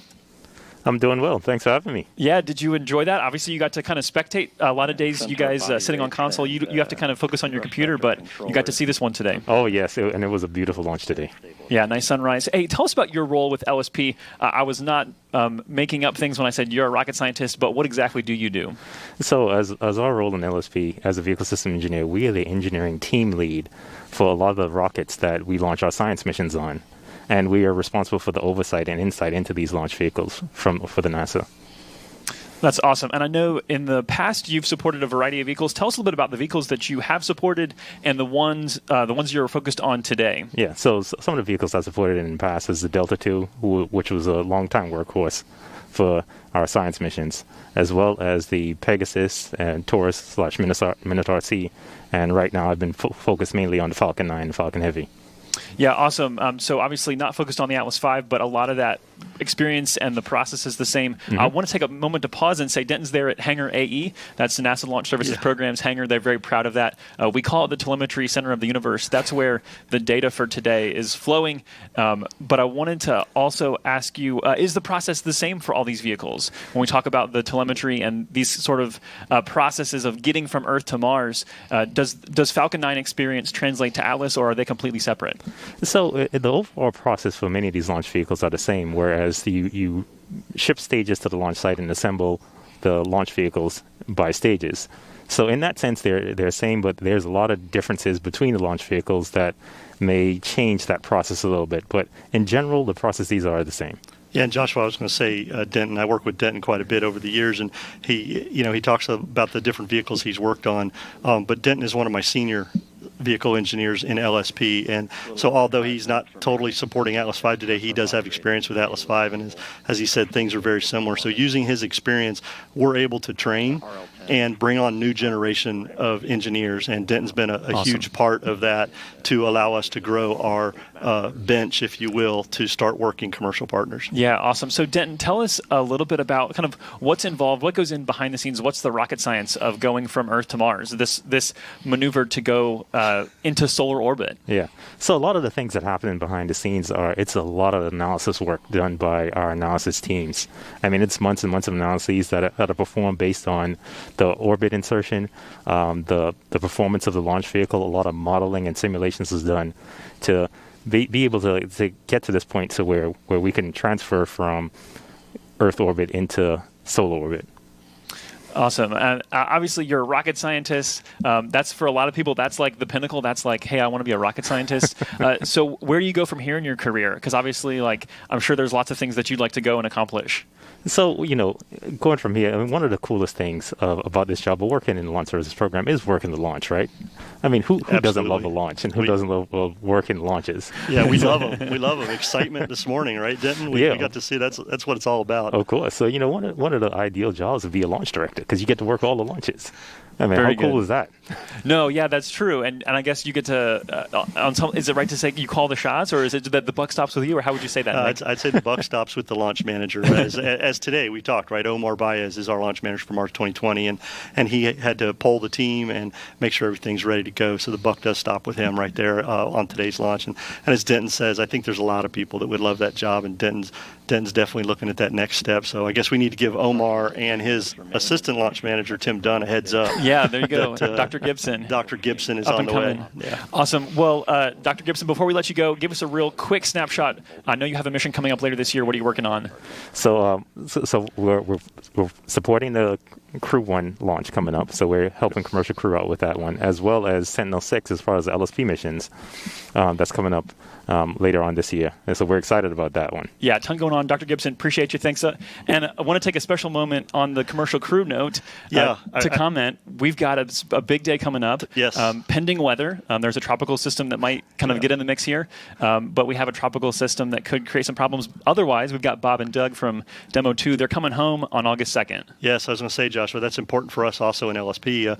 Denton was my lead VSE, along with a few others that are in the group that worked that mission with the commercial crew program. And so it's really important for us to be able to support other programs within the agency to make these things happen. As we launch Mars 2020 today, which is another step for us getting humans to Mars, right, is getting humans launched off of Earth soil was a huge step for off of American soil. Yes, was a huge step for us. Yeah, and so talk about that really briefly with LSP. Obviously, Denton there, appreciate him and his contribution, and you working towards commercial crew, but also supporting Artemis, which is also part of that path of getting humans to Mars someday. Artemis is about learning to live on the moon to sustain a presence there with the eyes on Mars. So how is LSP supporting even Artemis? Yeah, one of the things there is the Gateway program, right? Deep Space Logistics that is working a lot of that. And so LSP is in the works of supporting Gateway and helping them work with the commercial partners that are providing the rockets for those kind of missions that are out there and future things. One of the cool things about working with the Launch Services Program is that we work with all of our commercial partners, SpaceX, United Launch Alliance, Northrop Grumman Space Systems, and of course some up-and-comings. You may have heard some, right? It is like a growing Blue Origin. field. Yeah. It's definitely a growing field in the aerospace industry, and LSP takes pride in working with those commercial partners to figure out what we can do for NASA and the country. Awesome. Yeah, it is an exciting time for spaceflight. The commercial spaceflight industry is booming. There's always new things happening. If you keep an eye on the news, you will see new things. We're getting word now that the engine cutoff here should be happening momentarily. Once we see that happen, we'll have roughly, I believe it's 5 minutes until we actually see the spacecraft separation occur. So we're going to stay with you through that, but want to kind of just preview that for you, that hopefully on screen here, you should be seeing that engine cutoff, and that's completely expected. That's a nominal operation, as you say, Nick. We'll hear from Jesse Gonzalez, who's looking at the launch vehicle telemetry and watching the animation there. So let's listen in for Jesse here. And there's the call, and there's the animation, again, modified based on data. So shutdown parameters. Let's talk about communication for a minute, Nick, because it is not an automatic thing to just shoot information at Earth and have that be usable. So how do we go about communicating not only through launch, but on the way to Mars, and then once we're at Mars? Yeah, so the important thing this morning is when we lifted off from Complex 41 here at Cape Canaveral Air Force Station, we had ground stations that were looking at the launch vehicle and tracked it all the way to provide data. Once we got onto orbit after stage separation, you heard a call out for TDRS, the telemetry network that NASA owns, which, by the way, is also used for the ISS and will be used hopefully for the landing with Doug and them. Yes. So getting off the ground today was great because we could deconflict some of that TDRS usage, right? But TDRS is very important for us to be able to get the telemetry from the launch vehicle back down to Earth here. And then, of course, when Mars 2020 separates and it gets on its way to Mars, then the JPL team will take advantage of NASA's Deep Space Network, which has been around for a long time, to be able to transmit commands and data back and forth to the Mars 2020. So it takes a lot of folks to work those, and the TDRS TDRS and Deep Space Network are very important to not only the science missions, but human space flight also. Yeah, and I think the coordination of that is something that people don't get a chance to understand much, because as you said, we're using TDRS for crew return, we use TDRS for space station, and TDRS is not an unlimited resource. We have a good number of TDRS satellites in orbit that help us do these things, but it is a coordinated effort across the globe, because we even have ground stations in Australia, I think. Yeah. Where are all of our ground stations even? We have ground stations everywhere, not only here in America on the West Coast and East Coast, but then you get into South Africa area, Australia, you said. We have several ground stations that catch up different things for missions. But, of course, in orbit, TDRS and the Deep Space Network are very important. And as you said, there's not an unlimited amount of resources there in the TDRS network. So we have to coordinate those things within the NASA agency and with our commercial partners when they're used for our launches. And again, that's another part of what NASA does as an agency.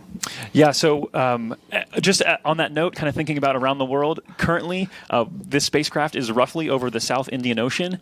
So that's just thinking about how fast we're moving, just the amazing world of spaceflight. It's just hard to put into words sometimes of like we're literally flying around the Earth and we're already halfway around it. And so I want to talk actually about planetary protection some more. I know we heard about that a little bit from Moo, about how they're working to protect Mars from contamination, so to speak, just putting things there we don't want. And we have to consider that, or ULA has to consider that when they're flying to Mars and delivering the spacecraft. Yeah, it's a combined team. ULA, JPL, LSP had to look at that for when we get ready for spacecraft separation here in about a minute, right? One of the things we talked earlier is that Centaur and Mars 2020 are on the same path towards Mars right now. So once we separate, Centaur will do a CCAM maneuver, or what we call a contamination and control avoidance maneuver, and then blow down what's left of propellants in its tank. And by doing that, we have now put Centaur on a different track so that it will not intercept Mars or interfere with Mars 2020 at all for approximately the next 50 years.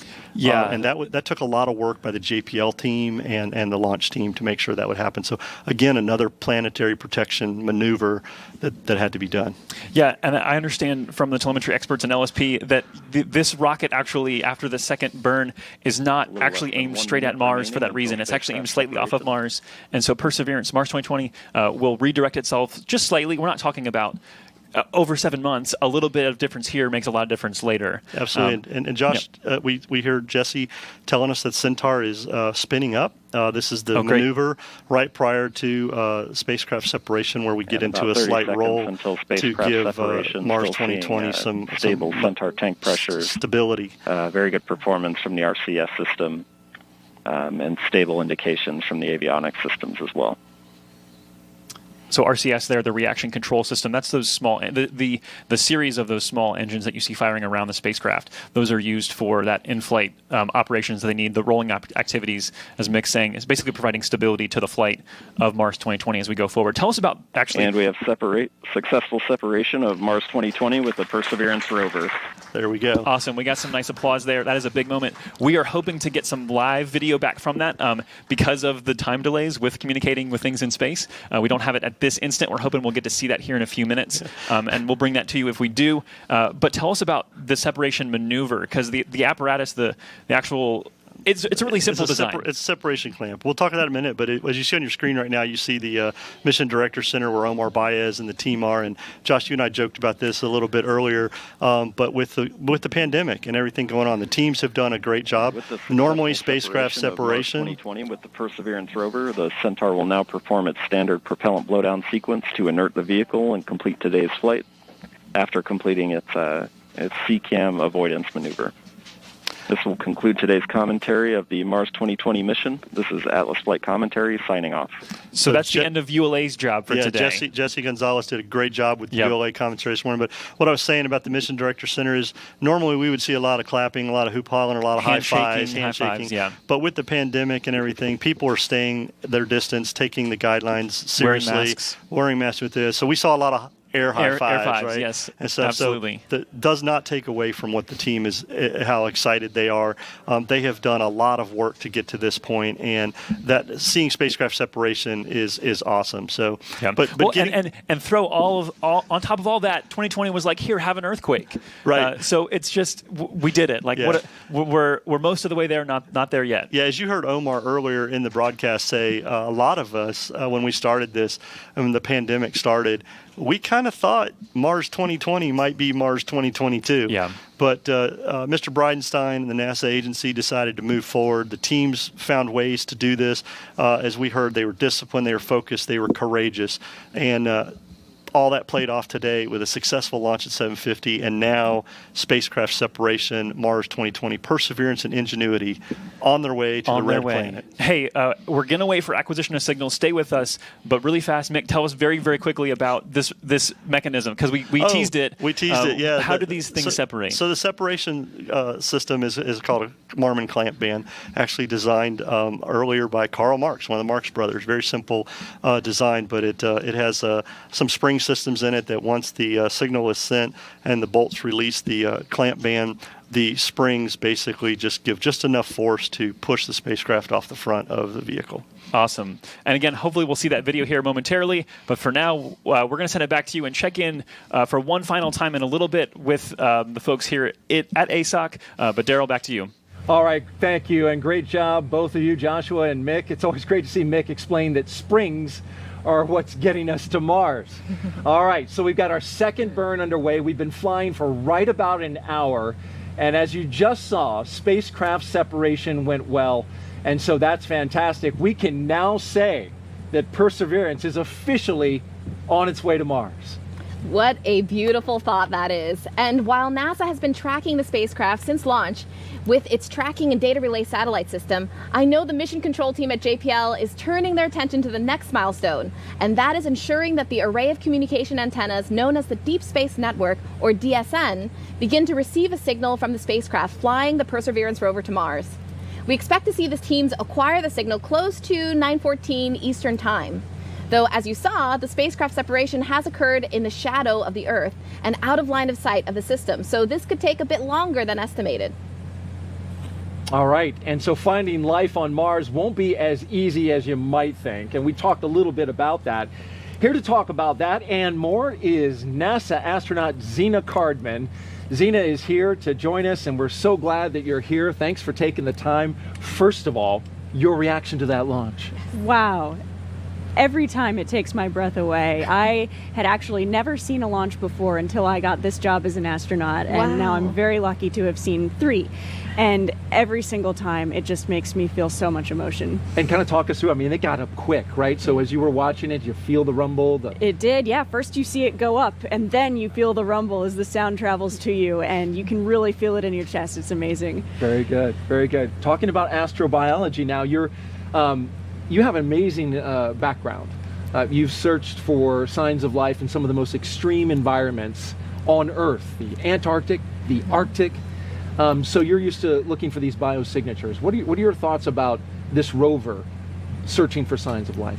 Yeah, you know, we have a lot of experience looking for signs of life in unusual environments here on Earth. So if you take a look at Mars today, it's very cold and very dry, and we have some places on Earth that are actually a lot like that. So places like Antarctica or deserts.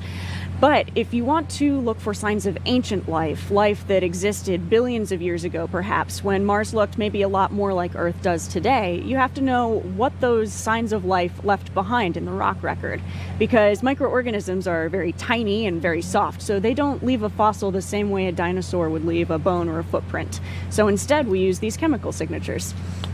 Daryl's dreams shattered again. We told him there's going to be no dinosaur bones on there. He really wanted them. Something wiggling around, but no. So why do we need to go to the moon before we go to Mars? That's such a good question, because we've been to the moon, right? But we haven't been to the moon to stay. We really don't know how to live off of Earth. on another planetary body. And we really need to figure out how to use resources, use tools, especially if we want to do geology on Mars. The tools that we use here on Earth are going to look pretty similar, but they might not work quite the same way. And because the round trip to Mars is so much longer than the round trip to the moon, when we go, we want to do it right. Very good. And how do you like that rover behind you? Huh? Oh my gosh, I love it. Yeah, it's great. Hey, I want to ask you some social questions now. These Absolutely. are some from our audience who have been watching. Oh, so great. We appreciate you doing that. Our first question comes to us through Facebook. Thomas asks, will Perseverance land to investigate the landing site for a future manned mission in the same location? Yeah, that's a really good question. I think one of the most interesting things about doing a mission to Mars is choosing where you're going to go. Yeah. Because, you can imagine planning a mission from Mars to the Earth, and if something landed in Utah versus landed in the ocean, your vision of Earth might be quite different. So one possible approach is taking a human mission and going back to somewhere where these rovers have been already, or maybe we'll decide to explore somewhere new. I have no idea yet, but I can't wait to find out. Awesome. It looks like we have another social media question from Twitter from Huda. Do you think that in a few years we'll be able to send astronauts to Mars in a safe way if we are able to send a rover like Perseverance to Mars in a safe and amazingly planned way? I hope so. We won't go until it's safe for humans for sure, and we're not going until it's a round trip. But actually part of this mission, of course, is a round trip, and so we will eventually learn how to send a rocket to Mars and then have something lift off of Mars and come back. Awesome. Well, Zena Cardman, thank you so much for being here. You did a fantastic job. You were a great guest, and Thank glad you so you enjoyed much. the launch. Oh my goodness, it's impossible not to. No doubt. All right, thank you. Both. Now, as you can imagine, there are a lot of systems to develop and prove out as we prepare for sending humans to Mars, as you just heard. Here now are 6 technology disciplines that are critical to the success of our future explorations.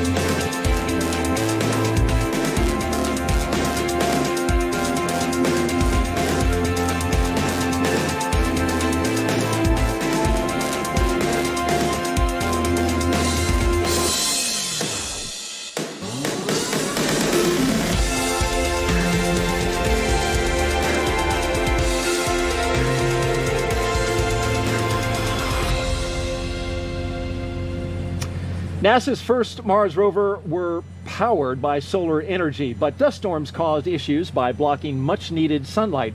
So NASA upgraded to nuclear batteries provided by the Department of Energy. And joining us now is the Assistant Secretary for the Office of Nuclear Energy, Dr. Rita Barnwell. Thank you so much for being here. Great, thank you for having me. First Excited of all, to be here. how did you enjoy the launch? It was amazing, absolutely amazing. So fortunate to be able to be here and be invited to watch it. I I'm just giddy.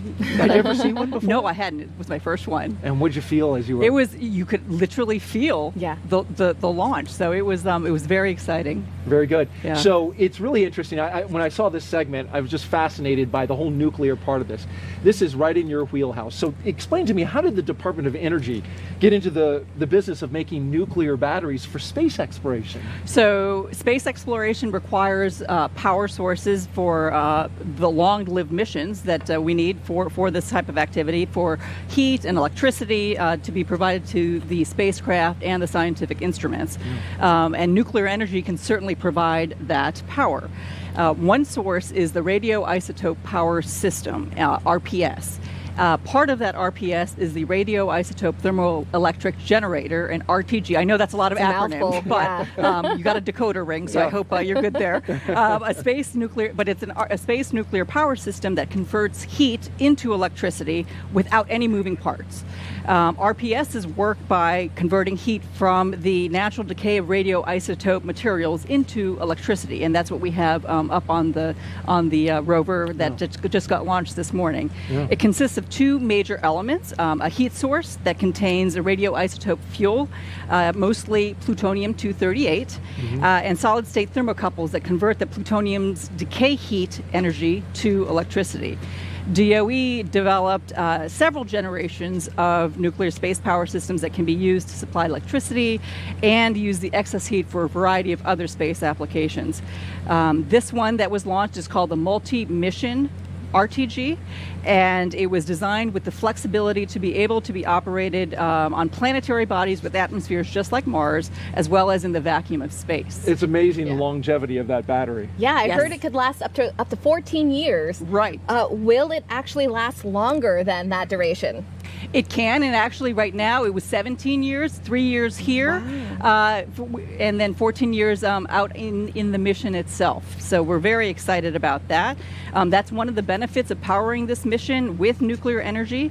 The RPSs that are currently powering Voyager 1 and 2, that are exploring the extremes of our solar system, also are being powered by an RPS that has lasted for 43 years. Wow. And That's a long time. That's a great extent of time. The MMRTG is essentially, it's a nuclear battery, like you said, and it contains only 10.6 pounds of plutonium dioxide fuel, and it provides 2,000 watts of thermal power. It's similar, the material that's used in this is similar to what was used in the two Viking spacecraft that landed on Mars in 1976. Wow. So this technology has been around a long time, and it's well proven. Yes. Dr. Rita Baranwal, we thank you very much, the Secretary, or Assistant Secretary for the Office of Nuclear Energy. Thanks for coming out. We're so glad you enjoyed the launch, too. Thank you for having me. You're welcome. All right, here's a statistic you might not know about. Missions to Mars, roughly half of them actually make it there. Imagine that. But right now, we know the health of the Mars 2020 rocket is good because it's sending back a stream of data to our telemetry nerve center here at the Cape.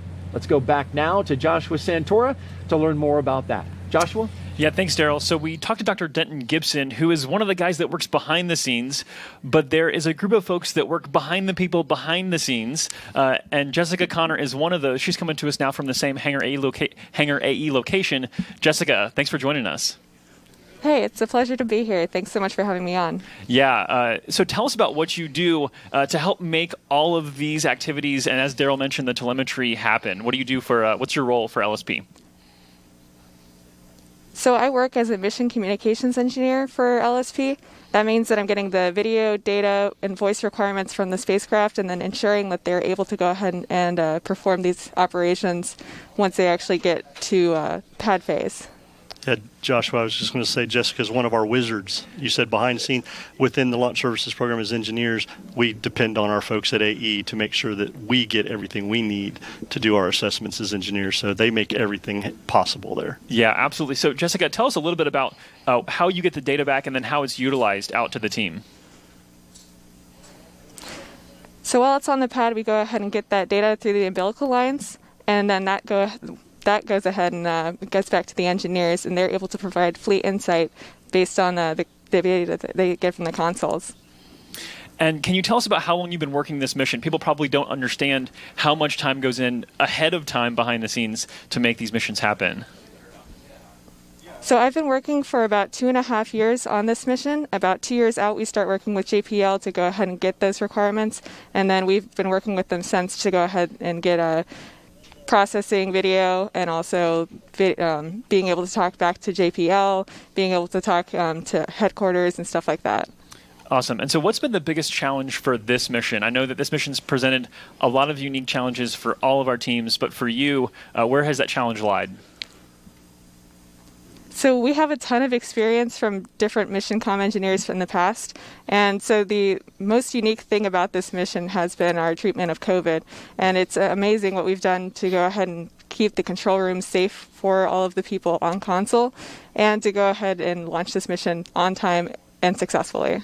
Hey, listen, and we did it. We have the data coming back, so that means that I think that means you did your job really well today. I would say they did their job great, Joshua. They found new ways, as we talked earlier with the launch team, finding new ways to their stuff. The folks out at Hangar AE also found new ways to make sure that all the engineering team could perform their fleet's insight assessments and support today's launch. So that team out there has done a great job. They actually make us in engineering look good. So we appreciate all the work you guys do, Jessica. Yeah, awesome. Jessica, congratulations. Job well done. Thank you for joining us for this interview today. Thanks.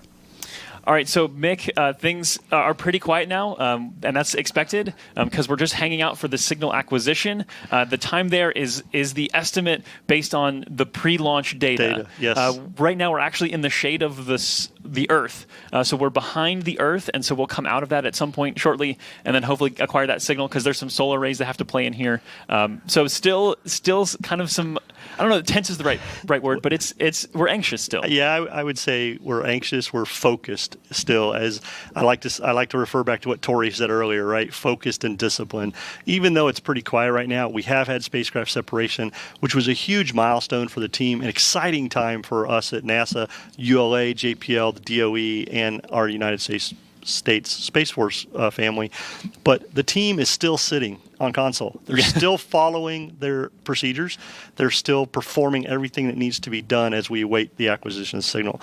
Some of the things that are going on here behind us is ground securing and everything here at the complex to make sure we can safely enter and do the work. So yeah, a lot of work still going on. Yes, and we're going to send you back to Daryl because we need to check in and talk to the folks who are going to be getting that data back. So Daryl will check in for one last thing in just a few minutes. All right, thank you very much, Joshua and Mick. Yeah, we are getting closer to our final critical milestone for today's broadcast, acquisition of signal. That will mark the official conclusion of the launch efforts by the LSP and ULA teams. I know my colleagues at JPL have been eagerly awaiting the first moment to see the Perseverance signal show up on the screen. And it's exciting. Yes, it is. It's exciting when it happens. Yeah. Our mission managers are expecting that signal about 80 minutes after liftoff, so that's going to put that right around 9:14 a.m. Eastern time. So let's go back out now to JPL in California where things were shaking and rattling a little bit. Raquel, how does this acquisition of signal work? Okay, Daryl, when it comes to making a long-distance call, it's hard to top NASA's Deep Space Network. It's the largest and most sensitive scientific telecommunication system in the world, and right now it's waiting for Perseverance rover to phone home and let us know it's heading to Mars. And speaking of dialing in, Philip Baldwin joins us from his home. Philip is part of NASA's Space Communications and Navigation Program, and he's here to tell us how we communicate across the vastness of deep space. So, Philip, Mars is several million miles away from Earth. How do we get signals back and forth between the two? Well, Raquel, we receive signals every day on our cell phones. And you can imagine driving out into the countryside and you're farthest from the nearest cell phone tower. And you look down at your cell phone, you see one bar, a very faint signal. And as you mentioned, Mars is very far away, so you get a very faint signal, very much less than 1 bar. And so, thankfully, we have on the ground from our Deep Space Network managed out of JPL, very large antenna dishes that can detect that very faint signal. You're talking about a signal that's basically like an incandescent light bulb, and receiving that from millions of miles. We have 70-meter antennas and 34-meter antennas. A 70-meter antenna is about the size, to give some context, about the size of a 20-story building. So very large systems that can detect that very faint signal. Great. And the Deep Space Network also communicates with all of our other missions beyond the moon. Now, how far have we gone into space? Well, our Voyager missions are the farthest and fastest human-made objects that exist. Voyager 1 is nearly 14 billion miles away from Earth. It takes almost 20 hours one way to communicate to it. So once again, you can think about that light bulb. Could you imagine turning on a light bulb or a light switch and that light taking 20 hours to get to your eyes? And so basically, to communicate to Voyager, we send a command saying hi. Takes 20 hours to get there, and another 20 hours to receive a response from Voyager. So very far away. Thankfully, Mars is not as far away, as you mentioned, several million miles, not billions. So it takes not 20 hours, but it takes about 7 minutes. So it's a little better situation there. Wow. So what does it take to add the Perseverance mission to the Deep Space Network? Well, it's a lot of pre-work before the launch. We test with the launch vehicle. We test with the spacecraft. We test with the rover. We test over and over again to ensure that when it launches, when the spacecraft separates, when it lands on Mars, that we can have confidence that it will be able to establish a communication with us back on Earth. That's very important, and we instill that confidence by testing and making sure we have a lot of testing up front. And the payoff comes when we see those great awe-inspiring images from Mars. And so a lot of testing happens up front, and a great team that works on that. Great. Now, getting an acquisition of signal is a very significant moment. Can you tell us how it works and what we should expect to see for this mission? Yes, that's a very important moment. And sometimes you'll see a spectrum graph that's a couple squiggly lines on the bottom, and what you expect to see is a peak in the middle come up, and that's what you call the carrier signal. And the carrier signal is described as a carrier because what it does, it brings in the signal. It carries the signal to us. Therefore, we can see that signal and know that we're receiving data. And basically, we see the carrier signal, but after that, we have to decode what the signal's saying. And hopefully what we're seeing is that the spacecraft is saying, hey, I'm doing okay. I'm on my way to Mars, and I'll see you there in 7 months. And so we expect to see that signal, and then we'll decode it and be able to get the health and safety of the spacecraft. But also what we'll also look out for is how to track it. So once we have the signal, we'll lock onto it. We'll move our very large antenna dishes, and as the Earth spins, we'll track the spacecraft around the globe. This is a global effort. We have our station in Canberra, Australia, and Madrid, Spain, and Goldstone, California, who will all be part of this tracking as the spacecraft goes to Mars. So very exciting time, and we're looking forward to hearing from Perseverance shortly. Great. Thank you, Philip. Now, we are just a couple minutes away from the first opportunity we will have to see if the Perseverance signal on the Deep Space Network is up on our screens. That moment brings us one step closer to Mars, but we have many other milestones to hit over the next 7 months, and I'm with Perseverance's Chief Engineer, Adam Stelzner, who will tell us what's in store for the rover. Adam, what should we expect to see next? Oh. Well, Raquel, we are... After we acquire signal, we have left the building. We are on our way to Mars. We're no longer in orbit around Earth. And what will happen next is we will start our cruise phase. It'll be about 7 months before we make it to the Red Planet. We have a set of planned trajectory change maneuvers that we do during cruise to adjust our targeting. In fact, we're targeting to miss Mars right now. We're on the way, general direction of Mars. But in order to make our Atlas Centaur, which threw us in the direction of Mars, not run into Mars, we're on a missing trajectory, and we'll do TCM1, which will target our impact with the Martian surface in a few days. So we start to monitor the spacecraft, make sure it's healthy and happy, and tweak its trajectory to be right on target by the time we make it to Mars. Great. Thank you so much, Adam. And right now we are just a minute away from the acquisition of signal, so let's pause for a moment and watch our teams at work.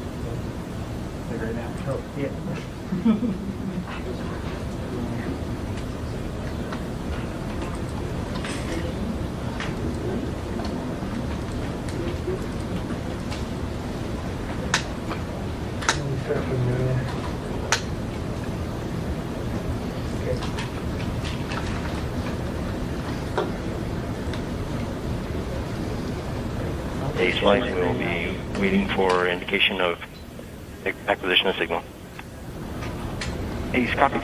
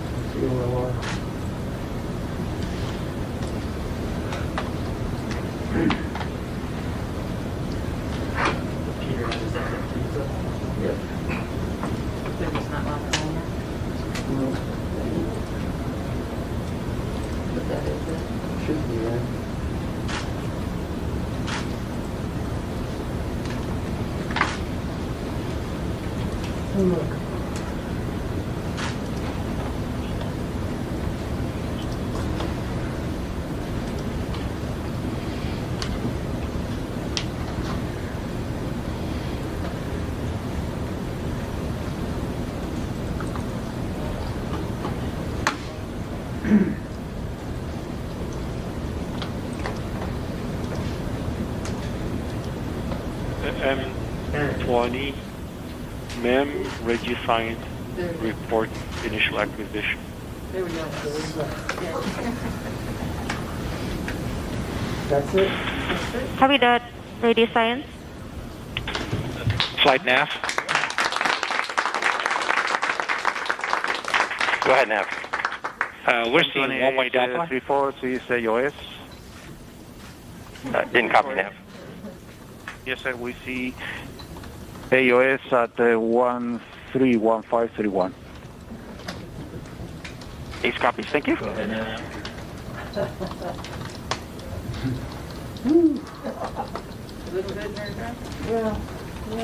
trying to do the timing.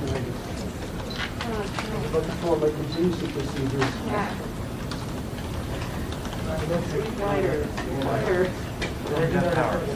Flight telecom, I was about to pull up my contingency. We now have an acquisition of signals. The rumbles now are of claps and cheers, and it's an amazing moment. And the years of blood, sweat, and tears from every person who worked on this mission is now realized as Perseverance makes its way to Mars now. If we still have Adam here, Adam, I want to know your reaction to getting the acquisition of signal. Very nice to have the spacecraft in a safe, separated, on its way to Mars. Nav looks good. We are hearing from the spacecraft. That was the only question. And it's not really much of a question, but it's just nice to have that confirmation. Our launch process is complete. The vehicle's on its way to Mars. And so the next chapter in Perseverance's mission can begin. Great. And what are you looking forward to next? I'm looking forward to, ideally, a very boring cruise to Mars as we prepare for the never boring and